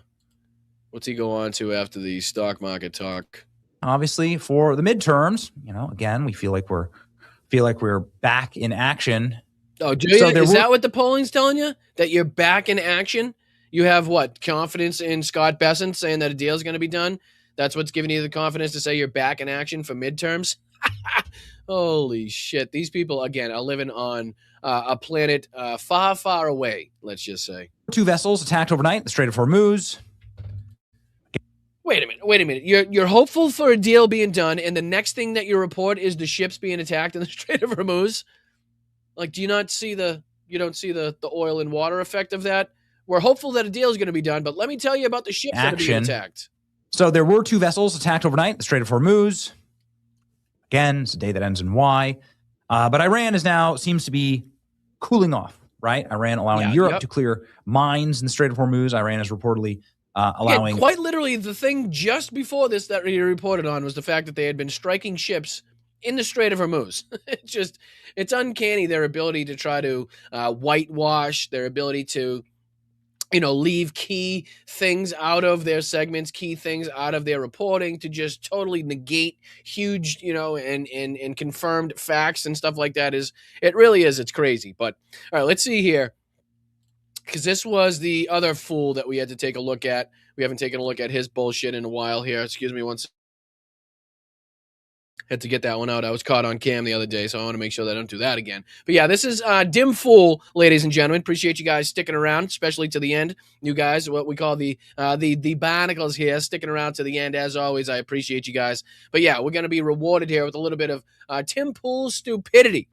And there's so much that I tried cramming into the show that I honestly don't know what he's bitching about in this, but I'm happy to call it out anyway. Looks to me that he's talking about Jesse Waters predicts some Democratic establishment will accuse progressive candidates of rape. I'm not sure what's going on here. I'm sure he's trying to, in some way, react to the victory of Abdul El-Sayed, much like the entirety of the conservative movement in MAGA is, whether it's Newsmax, OAN, RSBN, Fox News, you name it, they are in fucking uproar between Zohran Mamdani and Abdul El-Sayed. Their fucking heads are about to explode. So let's see here what Dim Fool is talking about, what he's bitching about. Let's see what we can call out. Again, we don't have to talk about or go through too much of this 16-minute segment that Tim Pool dedicated to something. I'm not sure. Let's see what we can call out here. Jesse Waters said in his primetime show on Fox that the Democratic establishment will accuse progressive candidate Abdul El-Sayed of rape. And the funny thing is, I see his point. He brings up Graham Plattner. He brings up Donald Trump. This is a strategic play. I mean, the huge difference there, Tim, obviously, is the credible accusations by women in their lives, right? The evidence surrounding pretty much all of those people that you just named, whereas none of that exists for Abdul El-Sayed. None of that exists. And if you want to talk about it, we could talk about Max Miller, right? We could continue to talk about Max Miller and his fucking whole debacle going on with Bernie Moreno's daughter. If you want to bring up something like this, Tim, and you want to talk about, being accused of rape and being accused of being a psychopath, right? So the fact that you guys are still trying to do your little tap dance, your little victory dance about the Graham Plattner situation isn't looking so hot. Okay, you might want to step back into the shadows while you got this whole Max Miller thing going on, and you got people like Mike Johnson, you got people like the President of the United States defending these scumbags. So big difference in what Tim Pool and the people that he just mentioned is the credible accusations by multiple women in the lives of all of them. Donald Trump, Graham Plattner, name Eric Swalwell. I mean, the list continues, right? That's the difference here. Kavanaugh. How many times? Brett Kavanaugh. I mean, that one speaks for itself. Those jokes write themselves, Tim. So I don't know why you decided to list that one, Mr. fucking butt chugging, right? Mr. fucking. We don't want to go back over the whole Brett Kavanaugh thing, but the fact that Tim brings it up isn't a good sign for his argument. Do we see things like this where that's the game they play? Now, the funny thing is, Graham Plattner was a lefty. They're willing to go after anyone, left or right. So you're going to have to tell me. And again, not the flex that they think this is, Tim. Not the flex that you say that the Democrats will absolutely call out, will absolutely put aside, will absolutely put people out of contention, make them drop their campaigns, totally remove themselves from politics if they have found to have done things like this. Yes, we are willing to hold our side accountable. Me too, people. Like, that's what he's saying here. And he's saying it like, oh my God, like it's a bad thing. Yes, Tim, us over here, if somebody is accused of things like this, if they can find, if we find that they're credibly accused of any of these actions, then yes, we're going to act. We're going to call them out. We're going to throw them out. We're going to demand prosecutions. We're going to demand accountability. That's what makes us different. That's what differentiates us from the Republicans. While you guys have a pedophile president, as we all do, unfortunately, but you guys have a pedophile leader of your party as president right now that you are willingly defending. You are willingly obfuscating the remainder of the Epstein files that have still yet to be released because of the involvement of the pedophile president, the pedophile leader of your party, and the people surrounding him with their involvement in this, whether it's Howard Nutlick, whether it's the rest of these fucking scumbags that have had in some way, shape, or form a relationship with either Ghislaine Maxwell or Jeffrey Epstein himself.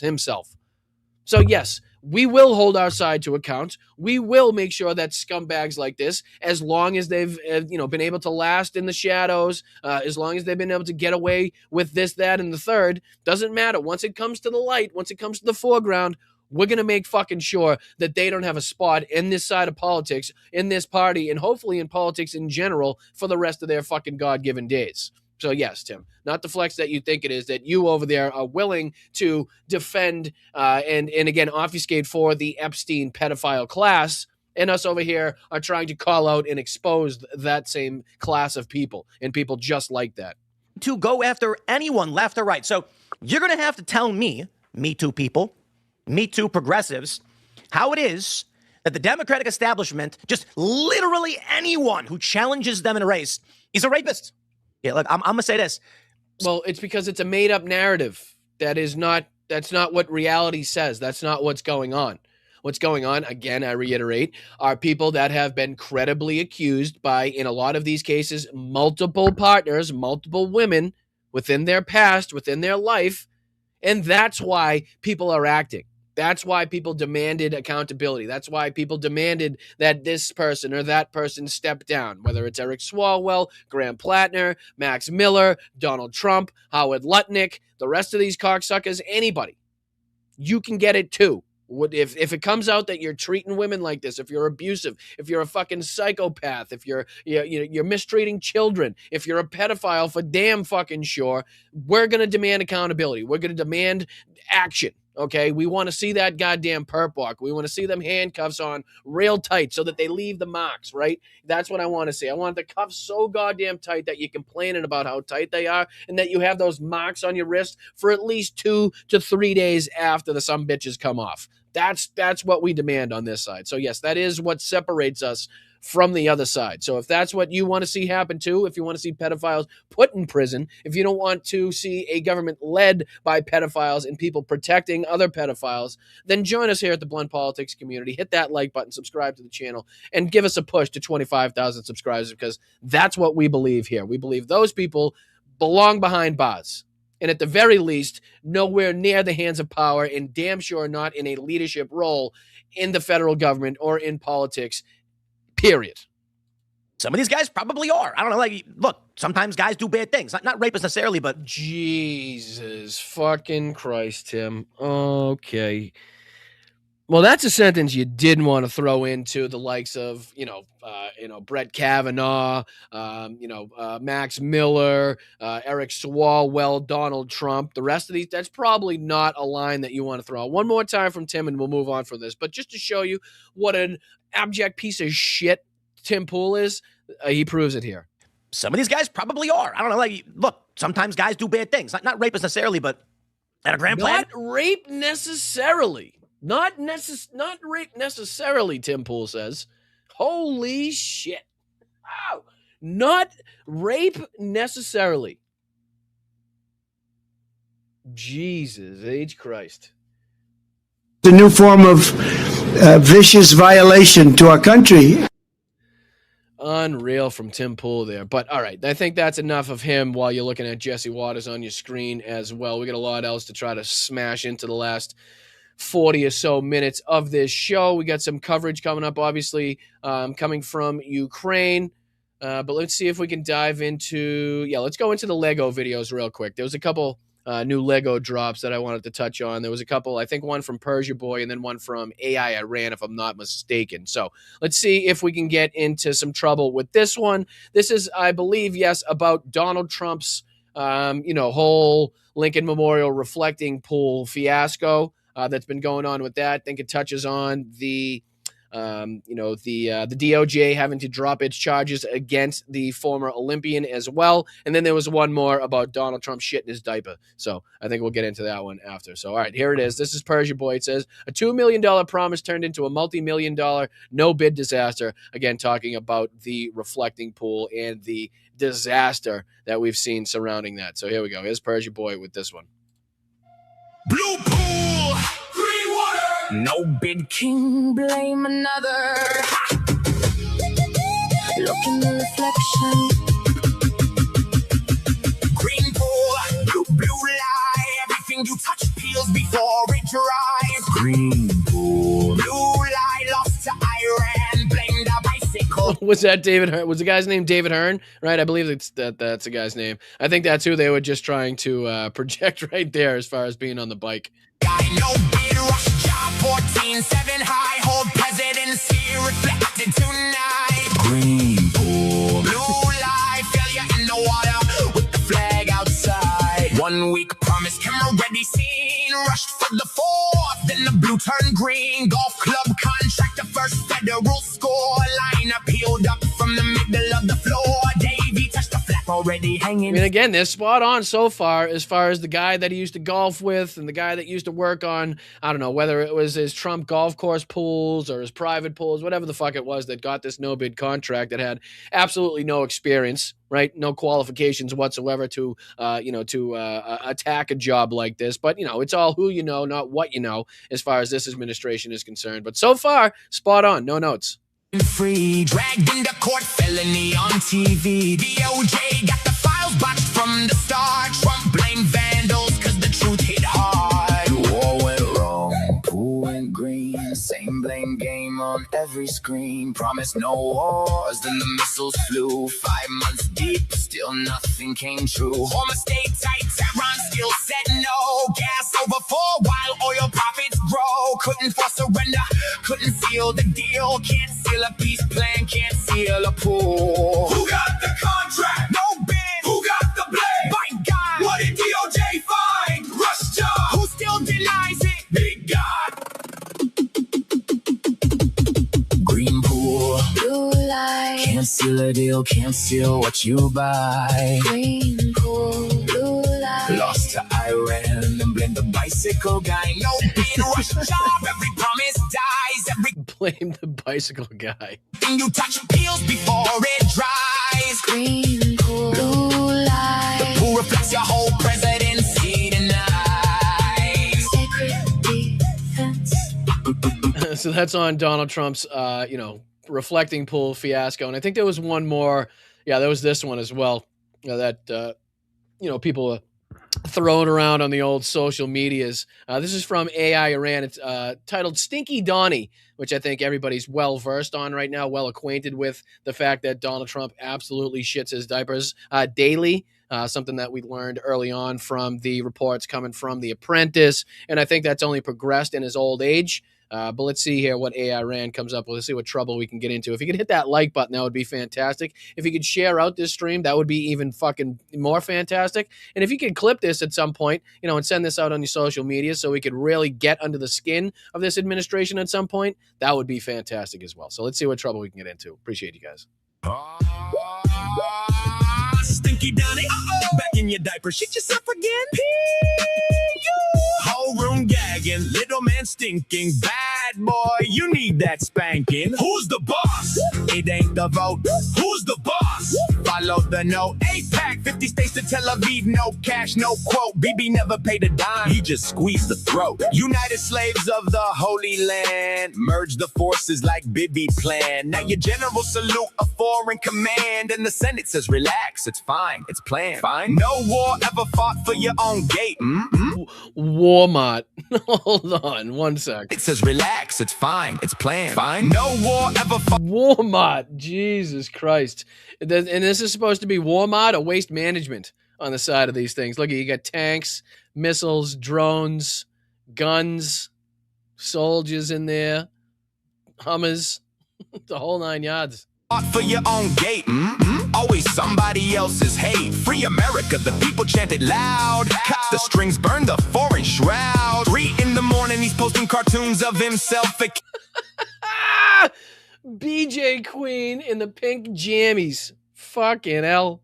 The only problem is, doesn't he drink Diet Coke? Isn't he a Diet Coke guy? I think I'm in the way of him, but you can see the Pepsi. You can see the McDonald's. Oh, they got a Coke can in there as well. It's not Diet, but they get a Coke can as well. But the BJ Queen here in a filthy ass room, right? Just an absolutely filthy room, as you can see in this one as well. Didn't they go back? Yeah, this one. Check this one out. He got Mar-a-Lago in the background, his Trump signs in the background, his plane models in the background, his fucking golf championship trophies, right? And you got the whole 9 yards here. Still winning as far as the newspaper, the Donald Daily on the floor, French fry wrappers, Trump Tower being a little on its side.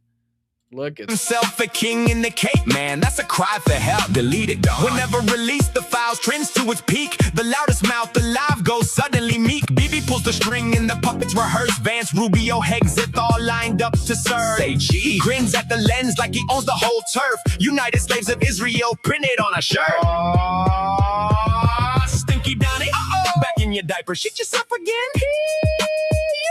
Whole room gagging, little man stinking. Bad boy, you need that spanking. Two old men, same stink, same disease. One holds the leash, one drops to his knees. A wanted man is handing your officers commands. He belongs in the cell next to the one with bloody hands. War criminals, say the real word. They killed the kids killed. Janu said complicated and kept the lid. They keep saying Iran 2 weeks from the bomb. Now your own people screaming, build it, stay strong. They ain't screaming for another front. No way. Did that just fucking say Anna Kasparian? No way. And we got Donald Trump here with a binky in his mouth, as you can see, drawing with crayons, a big Iranian bomb, it looks like. What else we got here? You got Fox News, Jerusalem Post, Reuters. Just trying to pick out any of the little, any of the Easter eggs they got lying in here. But I'm pretty sure this next one says Anna Kasparian. From the bomb, now your own people screaming, build it. It does. It does.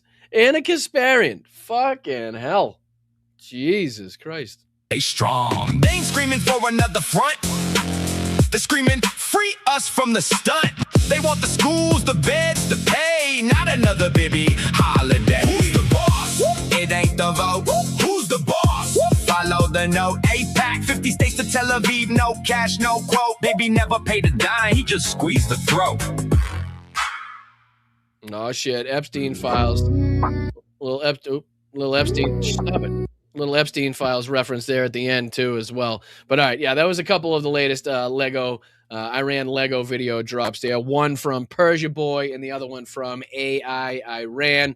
But I just wanted to use that as a little buffer before we get into some of the Ukraine reporting. I'm going to have to stuff a little bit into this last half hour here. But first article I wanted to touch base on is this warning that seems to be going out from U.S. intelligence. This is reported by the U.S. Sun. But as you can see here, it says NATO on alert. Russia could attack NATO within weeks. U.S. intelligence warns as Putin, quote, aims to test the alliance amid weapons shortages.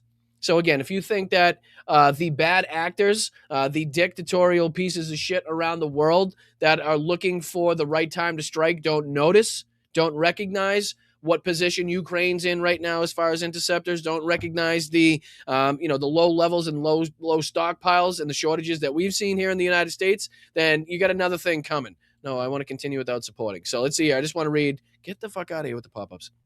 I just want to read a couple paragraphs of this if I can. It says U.S. officials fear Vladimir Putin is plotting a small-scale land incursion to test the alliance as he faces daily humiliating attacks on his doorstep. Goes on to say here that until now, U.S. intelligence believes Putin would not risk provoking NATO while fighting in Ukraine, but the assessment has changed this year, the Wall Street Journal reports, based upon, again, the power projection being weakened by the United States or, for the United States, and also the stockpiles that we've seen also in our Gulf partners, right? They've been crying poor mouth as far as these interceptors are concerned from the early days of this war. Clearly, we've been talking about Ukraine and the necessity for them to get their hands on some, interceptors to shoot down some of the missiles that are coming in nightly from the Russians. And then obviously taking a look at the U.S. military ourselves and having the ability to protect us, our troops, and our bases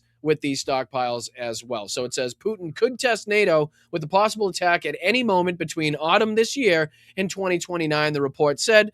One theory is Putin could grab a city in Poland or one of the three Baltic states, Estonia, Latvia, and Lithuania, all three of which I just drove through the entirety of in my travels through Europe to deliver, again, the Ukrainian military, in more specifically the 3rd Operational Battalion Artillery Platoon, their vehicle, because of the unbelievable generosity that this community is responsible for. So all three. Estonia drove through, Latvia drove through, Lithuania drove through, Poland drove through, most of Ukraine drove through. So to see that Putin has his eyes on these very, close geographical positions to Ukraine is not surprising. Says Lithuanian President Gitanas Nausėda warned recently, quote, "I cannot deny that we have such information and that it concerns kinetic operations," specifically talking about Russia. Not on a large scale, but targeted kinetic operations that are very likely to be directed against critical infrastructure. And we're talking about NATO here. And on Thursday, Lithuania's defense minister said Russia is planning to use Ukrainian-made drones to attack the Baltics in a false flag hit. And we've seen this time and time again. And I don't know specifically if we can attest that to the recent video that I believe that you guys have seen, if you're up to speed and involved in looking at and the news coming out of Ukraine, the Ukrainian drone that struck on the beach. And then antithetical to that was obviously the Russians and their fiber optic drone that was chasing the man down in Kherson. But as far as that being a false flag, a spoofed attack, right, we know that it's possible for, in some cases, the Russians to take complete control over these drones, and in other cases to knock them offline. Obviously dealing with debris is another huge problem, but you can jam these things. It is possible. Where you can throw them and give them alternate coordinates, I'm sure, if you're good at it, or just throw it off track so it can't hit its ultimate target, ultimately throwing it off so it hits something else, right? And then you can look at that and say, oh, shit, this is specifically what the Ukrainians were attacking. Meanwhile, that was a false flag. Russia was actually controlling that, or again, knocked it off a target, knocked it off range, and that's just where it happened to land, and it wasn't obviously the intended target by the Ukrainians. So another thing that we've been taking a look at. So the fact that the Lithuanian defense minister says that he has information, as well as the Lithuanian president, that they have information saying that Russia is planning kinetic activity, and they're talking about using Ukrainian-made drones to attack the Baltics in a false flag hit, is not out of the realm of possibility or something that we haven't seen already by the Russians. So it says Russian opposition politician Gady Kasparov believes Putin will launch a small incursion into Estonia, Latvia, Lithuania, or Poland. He added, I think the chances are growing because Putin needs a winning narrative and Ukraine doesn't offer it. Putin might try to grab limited NATO territory in the Baltics to claim he has scored a victory against the West. All three Baltic states have strengthened their border defenses against Russia and close ally Belarus. NATO spokesperson Colonel Martin O'Donnell said, quote, "We are always thinking through and preparing for any number of scenarios. NATO is watching and we are ready to deter and defend as necessary. A land incursion has previously been considered highly unlikely as it would trigger NATO's Article 5, meaning an attack against one ally is considered an attack against all members. NATO members believe Putin is already conducting probing attacks to test the alliance." So may not even be a bombing campaign or a drone, but we definitely know that Russia is heavily involved in cyber warfare. It could be a cyber attack, but just something to test the alliance of NATO, especially at a time where we see now that so many of the members, at least more prominently, Ukraine and the United States, are struggling with stockpiles. Specifically the Patriots and THAAD systems, going on to ATACMS and Tomahawks, as well as far as on the United States side as well. But let's see here. This is something else that I was happy to see being reported by the Kyiv Independent. This is something that I've been bringing up, and I'm sure a lot of people that talk about this issue have been bringing up. The hopes that with Drapati now replacing Sersky, as far as the Ukrainian military is concerned, that there might be the hopes that Fedorov would work his way back into the spotlight as well, because I think the younger Fedorov with the younger Drapati, being more technologically savvy, understanding maybe drones and the warfare and where it's going a little bit more than the older Soviet-style Sersky may have, is a good thing and would be a good thing. So to see this being reported by the Kyiv Independent, which is Mikhail Fedorov basically saying that he's hoping to return, to be reinstated. So, it remains to be seen if Volodymyr Zelensky is going to extend that invitation or, what comes from this. But it says here that I have no moral right to engage in anything else. Fedorov hopes for reinstatement as defense minister. Former defense minister Mikhail Fedorov said that he still hopes to return to the post after being dismissed during the government's recent reshuffle, speaking on Serhiy Sternenko's August 6th YouTube show. So again, I think that's a good sign that not only is he still heavily engaged, but engaged to the point where he wants to be reinstated and continue this fight against Russia, because Fedorov was responsible in the short period of time he was in there for some pretty important changes. One being the fact that he had the conversation with Elon Musk and was able to get the whole Starlink situation, sorted out and put that into play as well. Clearly, there's been, things you could look at as far as front lines, as far as targetings and things like that you could point to as far as successes as well. So I think it's a very good thing that this is being reported. Let's see if there's anything else here by the Kyiv Independent. I think there was the. See here. Just want to go and see what the body count looks like for the last 24 hours. Yeah, I think it's right here. Here we go. So this is 12 hours ago. This is as of August 7th, which is today. So the last 24 hours saw Russia lose at least 1,210 soldiers from the battlefield, either dead or severely wounded, bringing that total number up to 1,455,420. As of the start of this war. Another 11 armored fighting vehicles, another 386 vehicles and fuel tanks, another one tank, chalking that up to 12,247 during the entirety of the war, another 67 artillery systems. We talked about this yesterday in how Russia was more heavily utilizing their glide bombs and dumb bombs more than artillery systems now, and this is a huge reason why, because 47,522 of them have been targeted and successfully taken out by the Ukrainian military since the beginning of these campaigns. Another 1,500, almost 1,600 drones were taken down, pushing that number ever closer to 500,000. Another 2 MLRSs, which are incredibly expensive pieces of equipment as well, and then another 3 anti-aircraft warfare batteries and another 6 pieces of special equipment in the last 24 hours lost for the Russian military. Let's see if there's anything else here. So I know there was one from we got one from Jay in Kyiv, a couple posts from Jay in Kyiv that I wanted to take a look at. Here's one. We've been taking a look at a lot of the Russians down in Crimea and in other areas in Russia proper that have been, pissing and moaning and bitching and complaining about the fuel crisis.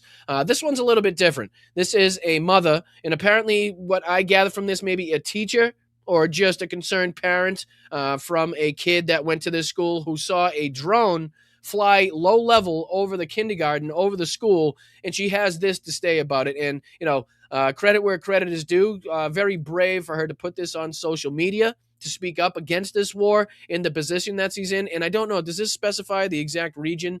It says more Russians are calling to an end to the invasion of Ukraine, still failing to comprehend that Putin can never stop this war, nor the wars he is still planning. After one of their own missiles almost hit her son's school, a Russian woman explains that the war is no longer fun. So it doesn't specify exactly where she is, but again, it takes a lot of balls or a lot of stupidity, a lot of moxie to put this on social media, where that the Russian government is cracking down on its own citizens, speaking up against the war, saying that it's going negatively, showing any of the impacts, by the Ukrainian drones or anything like that. So let's see what she talks about here. Я обращаюсь ко всем ублюдкам ебаным, I'm talking to all you fucking bastards которые поддерживают, сука, who support, damn эту it, войну, блядь, this fucking war.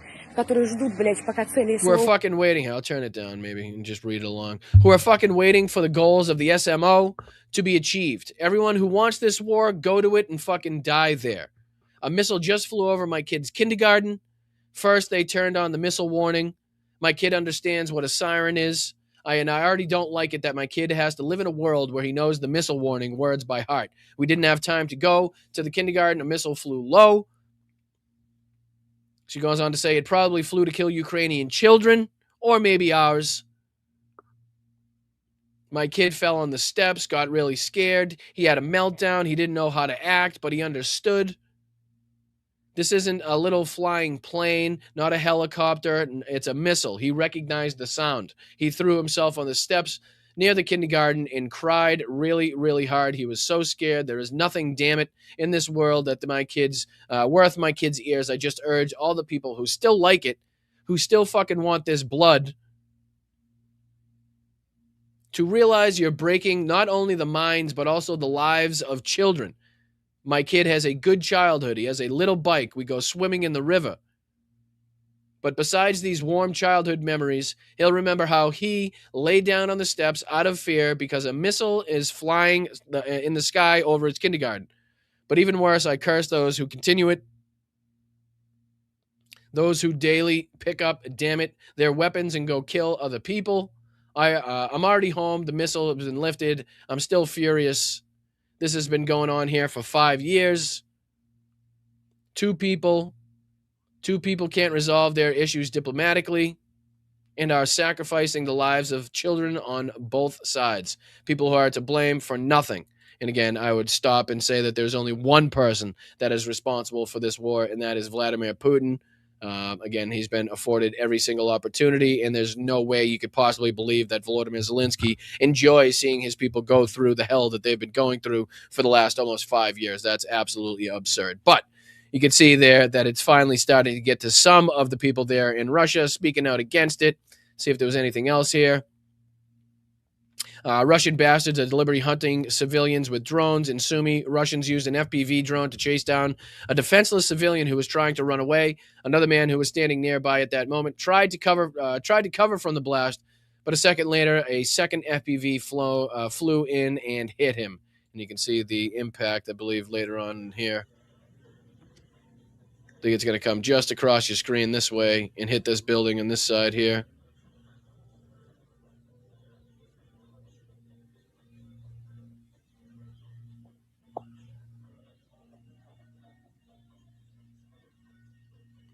I think, at some point.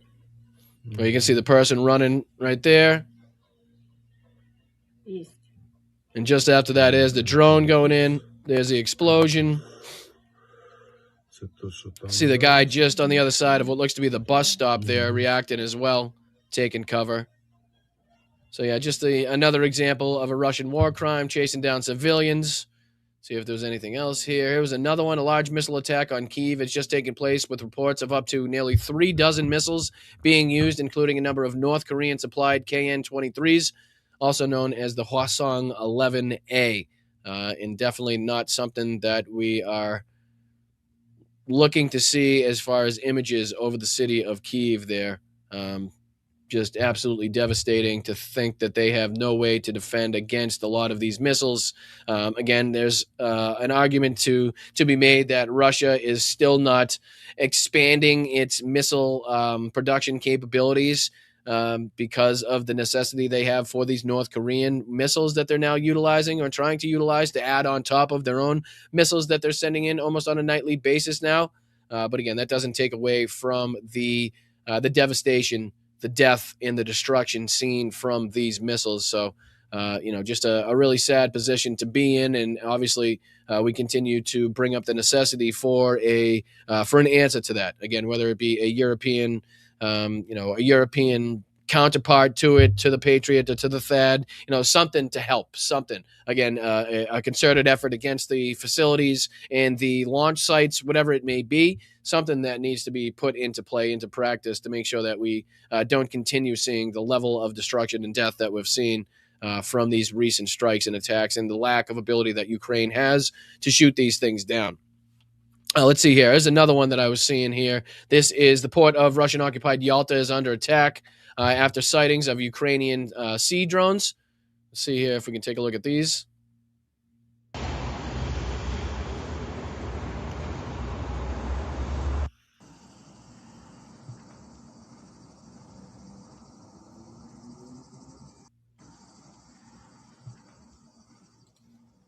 So history buffs will recognize Yalta as being the site on the Black Sea where Stalin, Churchill, Roosevelt had their Yalta conference.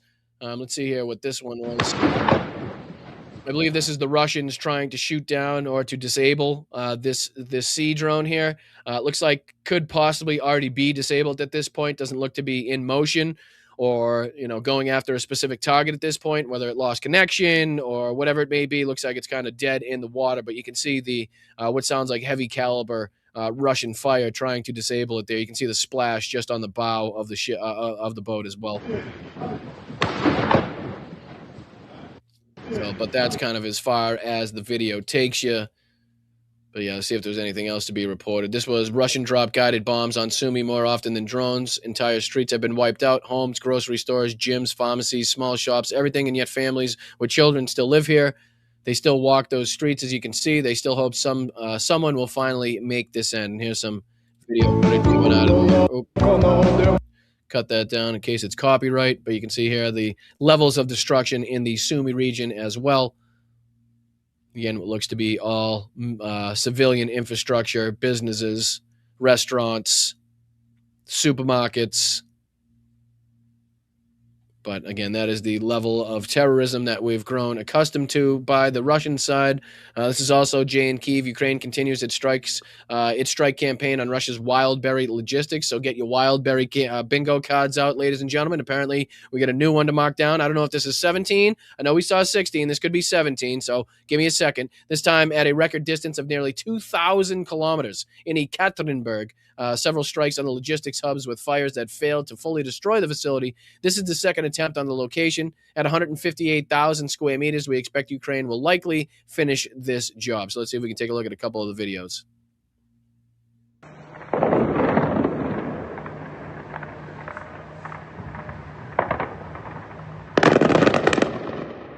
So you can see the explosion in the background. You can hear the anti-drone fire going up.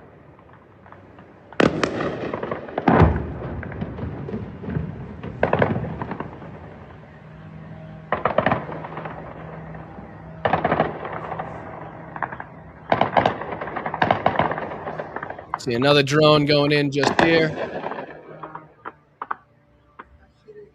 Tough to tell if it hit its target.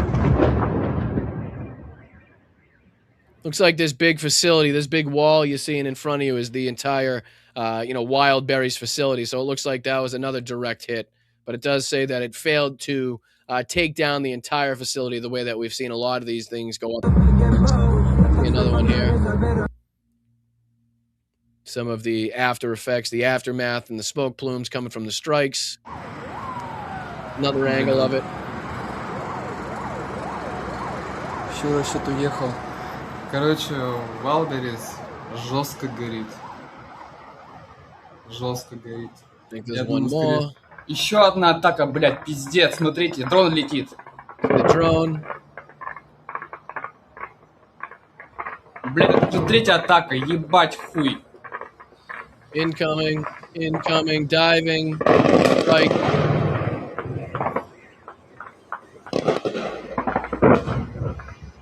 Блядь. Еще атака, блядь. Another one. Четвертая атака. Coming in, diving, strike.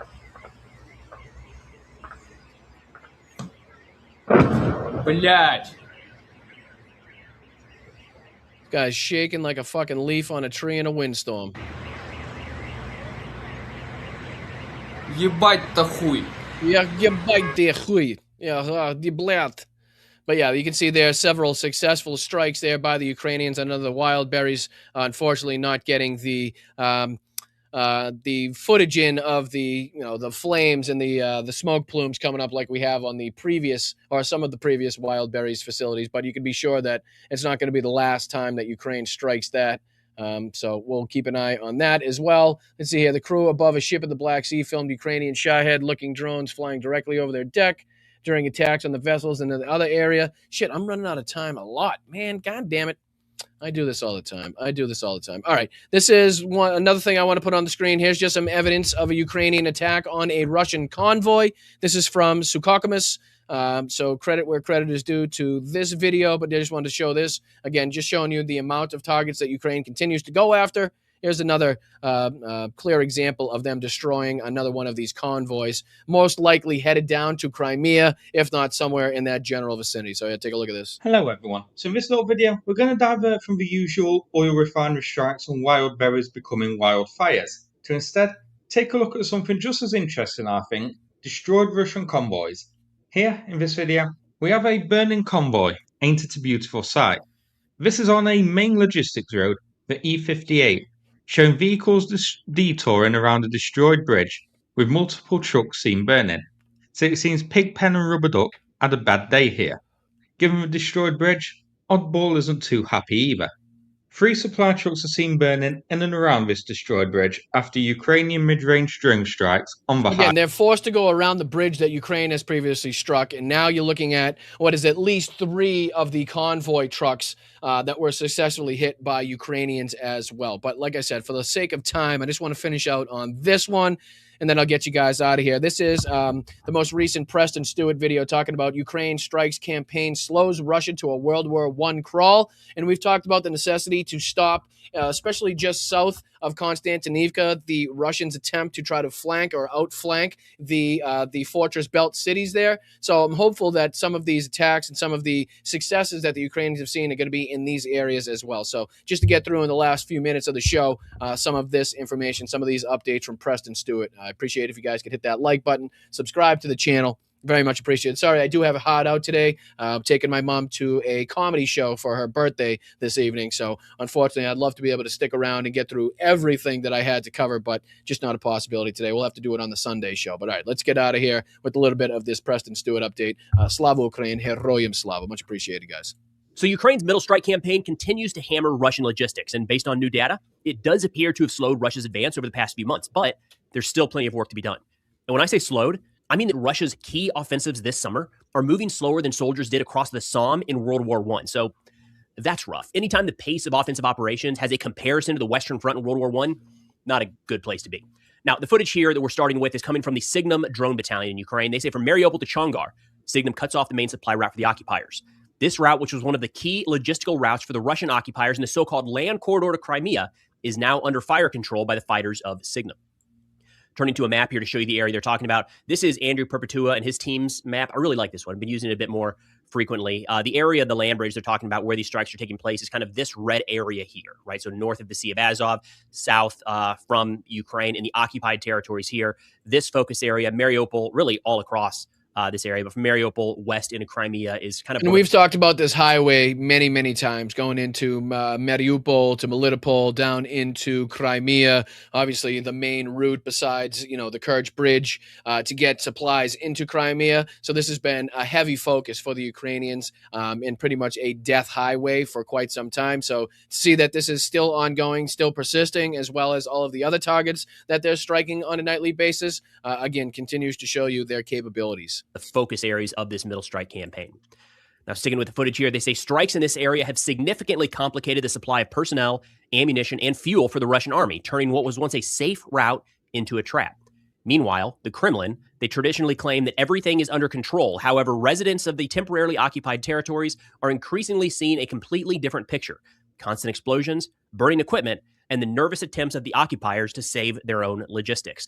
In fact, we saw kind of a method put in place a few days ago, or at least it's been going on for a while, but documented where Russia had a number of fuel trucks. They were moving along some of these routes in Zaporizhia specifically, and they embedded a number of protection vehicles or mobile fire groups designed to detect and shoot down incoming Ukrainian drones. That didn't work for whatever reason. I don't know if the drones weren't detected, if the shots missed. Either way, we have footage of those There's also some reports of some Russian vehicles with some new anti-drone technology that was supposed to be being put into practice, and those failed heavily as well. As we saw, I think it was about 12 or 13 different armored vehicles that were taken out in a certain attack that was supposed to have this new advanced technology. And again, it was pretty much being tested out by like real life, like real fire drills, like just sending Russians into harm's way to test this out where it hadn't been tested previously. Like they didn't know if it was going to work, but here, let's send them out into this highway of death, basically, so that they could have a Ukrainian drone seek them out so we could actually test this technology out. And ultimately they realized that it didn't work. They're still being hit and destroyed. Nemesis, another Ukrainian unit, also released footage showing or saying that the 412th Nemesis Brigade is establishing total control over enemy logistics, even reaching as far as Crimea. In July alone, the brigade soldiers have struck and destroyed nearly 500 vehicles and approximately 400 motorcycles and military buggies. A significant number these numbers, they just kind of get like mumbled and jumbled into the background when we talk about them, like the 1.45 million troops that Russia has expended whether dead or severely wounded from the battlefield. Again, the 58,000 targets that the Ukrainians were able to target in just the month of July alone, the 500 vehicles that have been targeted in whatever time frame that he was just speaking about. Like, these are ridiculous numbers as far as the amount of equipment and manpower that the Russians are expending. But unfortunately, they just don't give a shit about that, and they are more than happy, more than willing, and more than able to continue throwing. Well, again, the able part seems to be less and less a thing because we've seen conscription. Let's see here. I think there was something from Jay in Kyiv about there was this one, just real quick. This is from Jay in Kyiv. He says, Putin's mobilization has already begun. In Russia, they have begun mass mailing summonses disguised as data clarification requests. So talking about the necessity for Russia to continue to find meat for the meat grinder, there you go. So whether it's 50,000, 100,000, or 500,000, you're going to see the necessity for the Russians to continue to pull people off the street to send into this meat grinder because of the amount of death and destruction. The numbers that we continue to talk about, like they might be seeing successes in certain positions, but they are paying dearly for that ground that, again, was supposed to be a 72-hour operation in which they were going to steamroll right into Kyiv with that original armored column. They were going to take over Kyiv. They were going to establish their own puppet government. The rest of the country would fall. But we're 5 years on, right? So they're still paying very dearly, as I continue to say, for every inch, for every square inch that they have to get. Of trucks and fuel tankers have been burned deep within enemy territory. They say this video here shows only a small portion of the work done by the crews of the long-range Morrigan drones, which are systematically destroying enemy logistics at distances ranging from 50 to over 200 kilometers from the front line, adding the enemy can expect no less of a hellish August. And they need to, if we expect to see any real long-term tangible results from this middle strike campaign. So we've seen a pretty noticeable reduction in the middle strike against logistics as of late. These videos of trucks, fuel tankers, logistics vehicles getting hit in that southern land corridor have not been nearly as frequent as of late. Now, there's a couple different reasons for that we'll get into. The first is, as mentioned previously, we've seen the addition, kind of the mobilization of these Russian mobile fire groups, essentially pickup trucks or sometimes military vehicles with some degree of counter-drone capability. Machine guns, shotguns, maybe interceptor drones. There's unfortunately, I'm going to have to cut it off there, as I do have this hard out today, and we have to get into thanking some individuals who were nice enough to send in a Venmo, send in a super chat, donate or gift memberships to anybody, as we do at the end of every single podcast, every single live stream. So much appreciated for you guys sticking around today. As always, love always the people that stick around to the end of the show. So very much appreciate your time and you guys spending it here with me. So what do you say we get into thanking some people that might have sent over a Venmo or even a super chat or a super sticker, just to say thank you. So let's see if there's anybody on Venmo today. Thank you, guys. Much appreciated. So Bry Guy, as always, Brian H. in the chat. Slava Ukraine, he says, good day. Good, bad day. No money paying jobs, but plenty of around the property jobs. Well, hopefully that turns, the tables turn for you, Bry. Hopefully the money comes flowing in at some point. I very much appreciate you and the support for this channel that you've shown, as always. Thank you so much to Marty as well.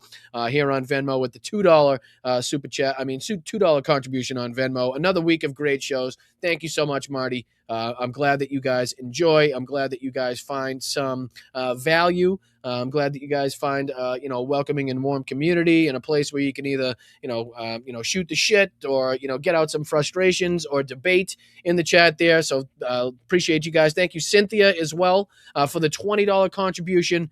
Very much appreciate that. Cynthia M. on Venmo. Very much appreciated. Thank you. And then Brian again. Brian wasn't happy enough with just the one, so he had to send in another one, another $5 contribution. Very much appreciate you, dude. Let's see if there's anybody nice enough on the YouTube side of things today. Nick Rich kicking it off in the right direction with the swear jar donation. Much appreciated for you.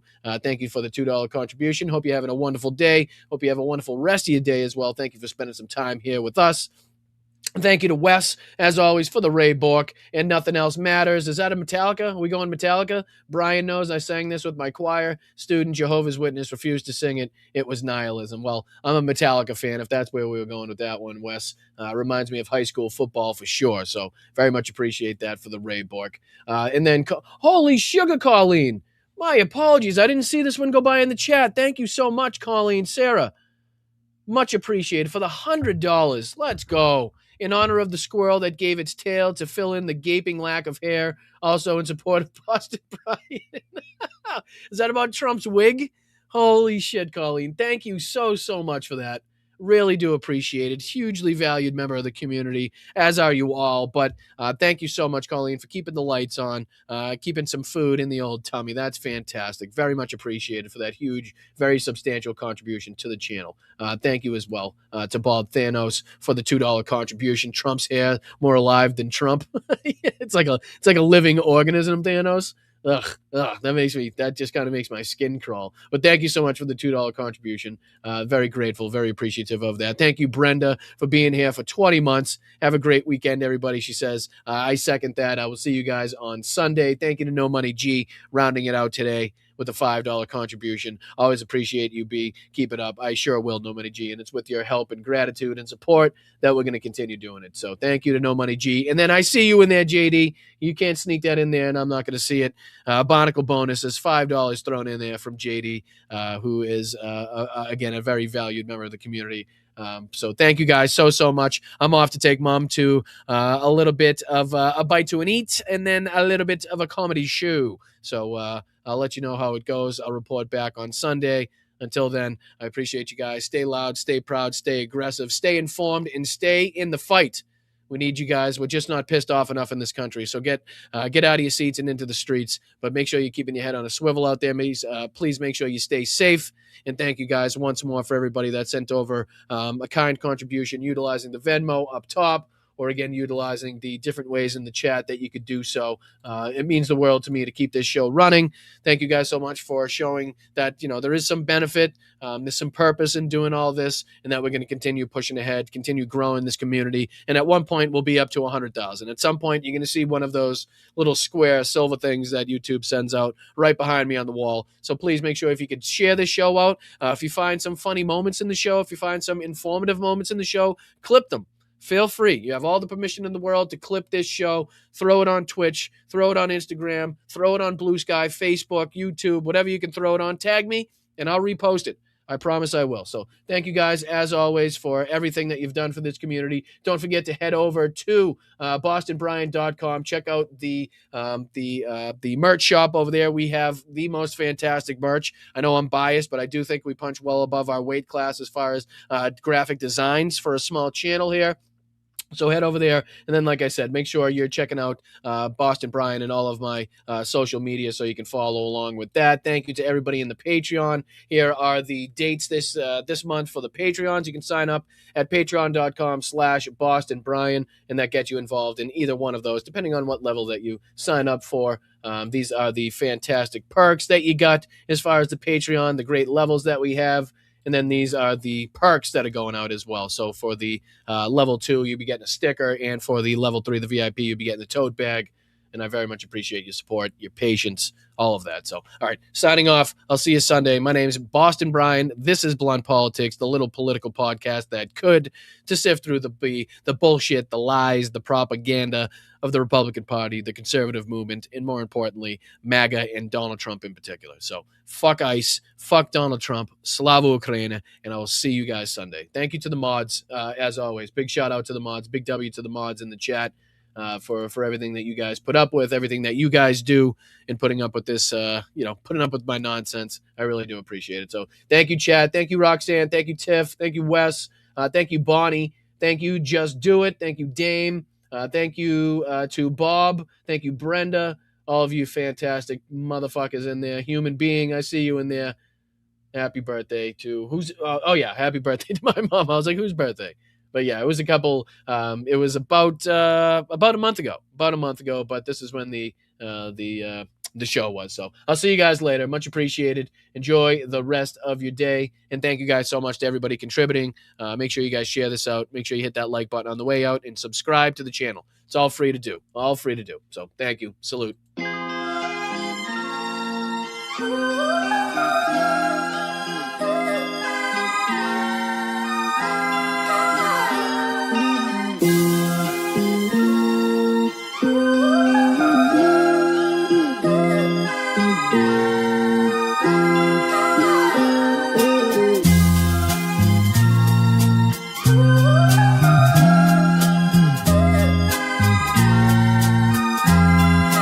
happy birthday to Tiff's son.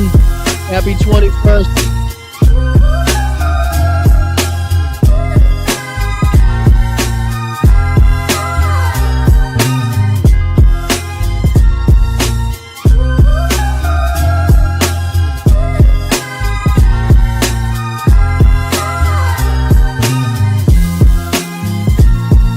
Thank you, Sarasota.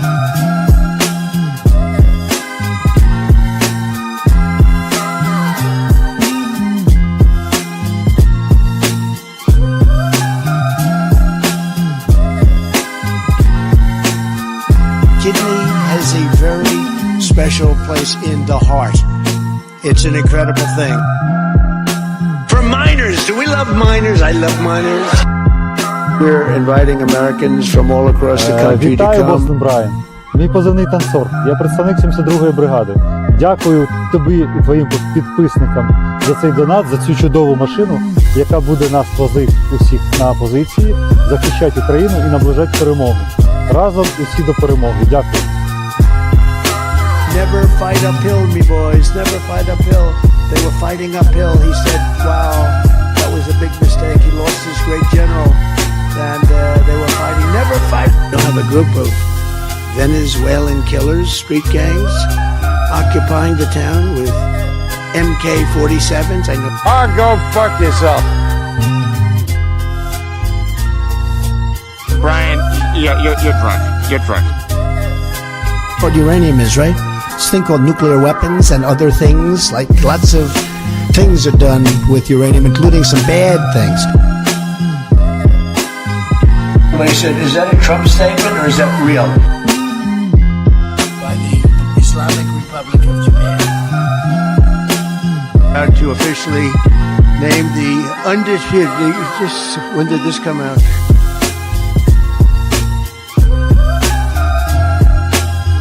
Hey, you got a little chubby going there. For the rest of my life, I have the curse that I have little hands. Little hands. Refer to my hands. If they're small, something else must be small.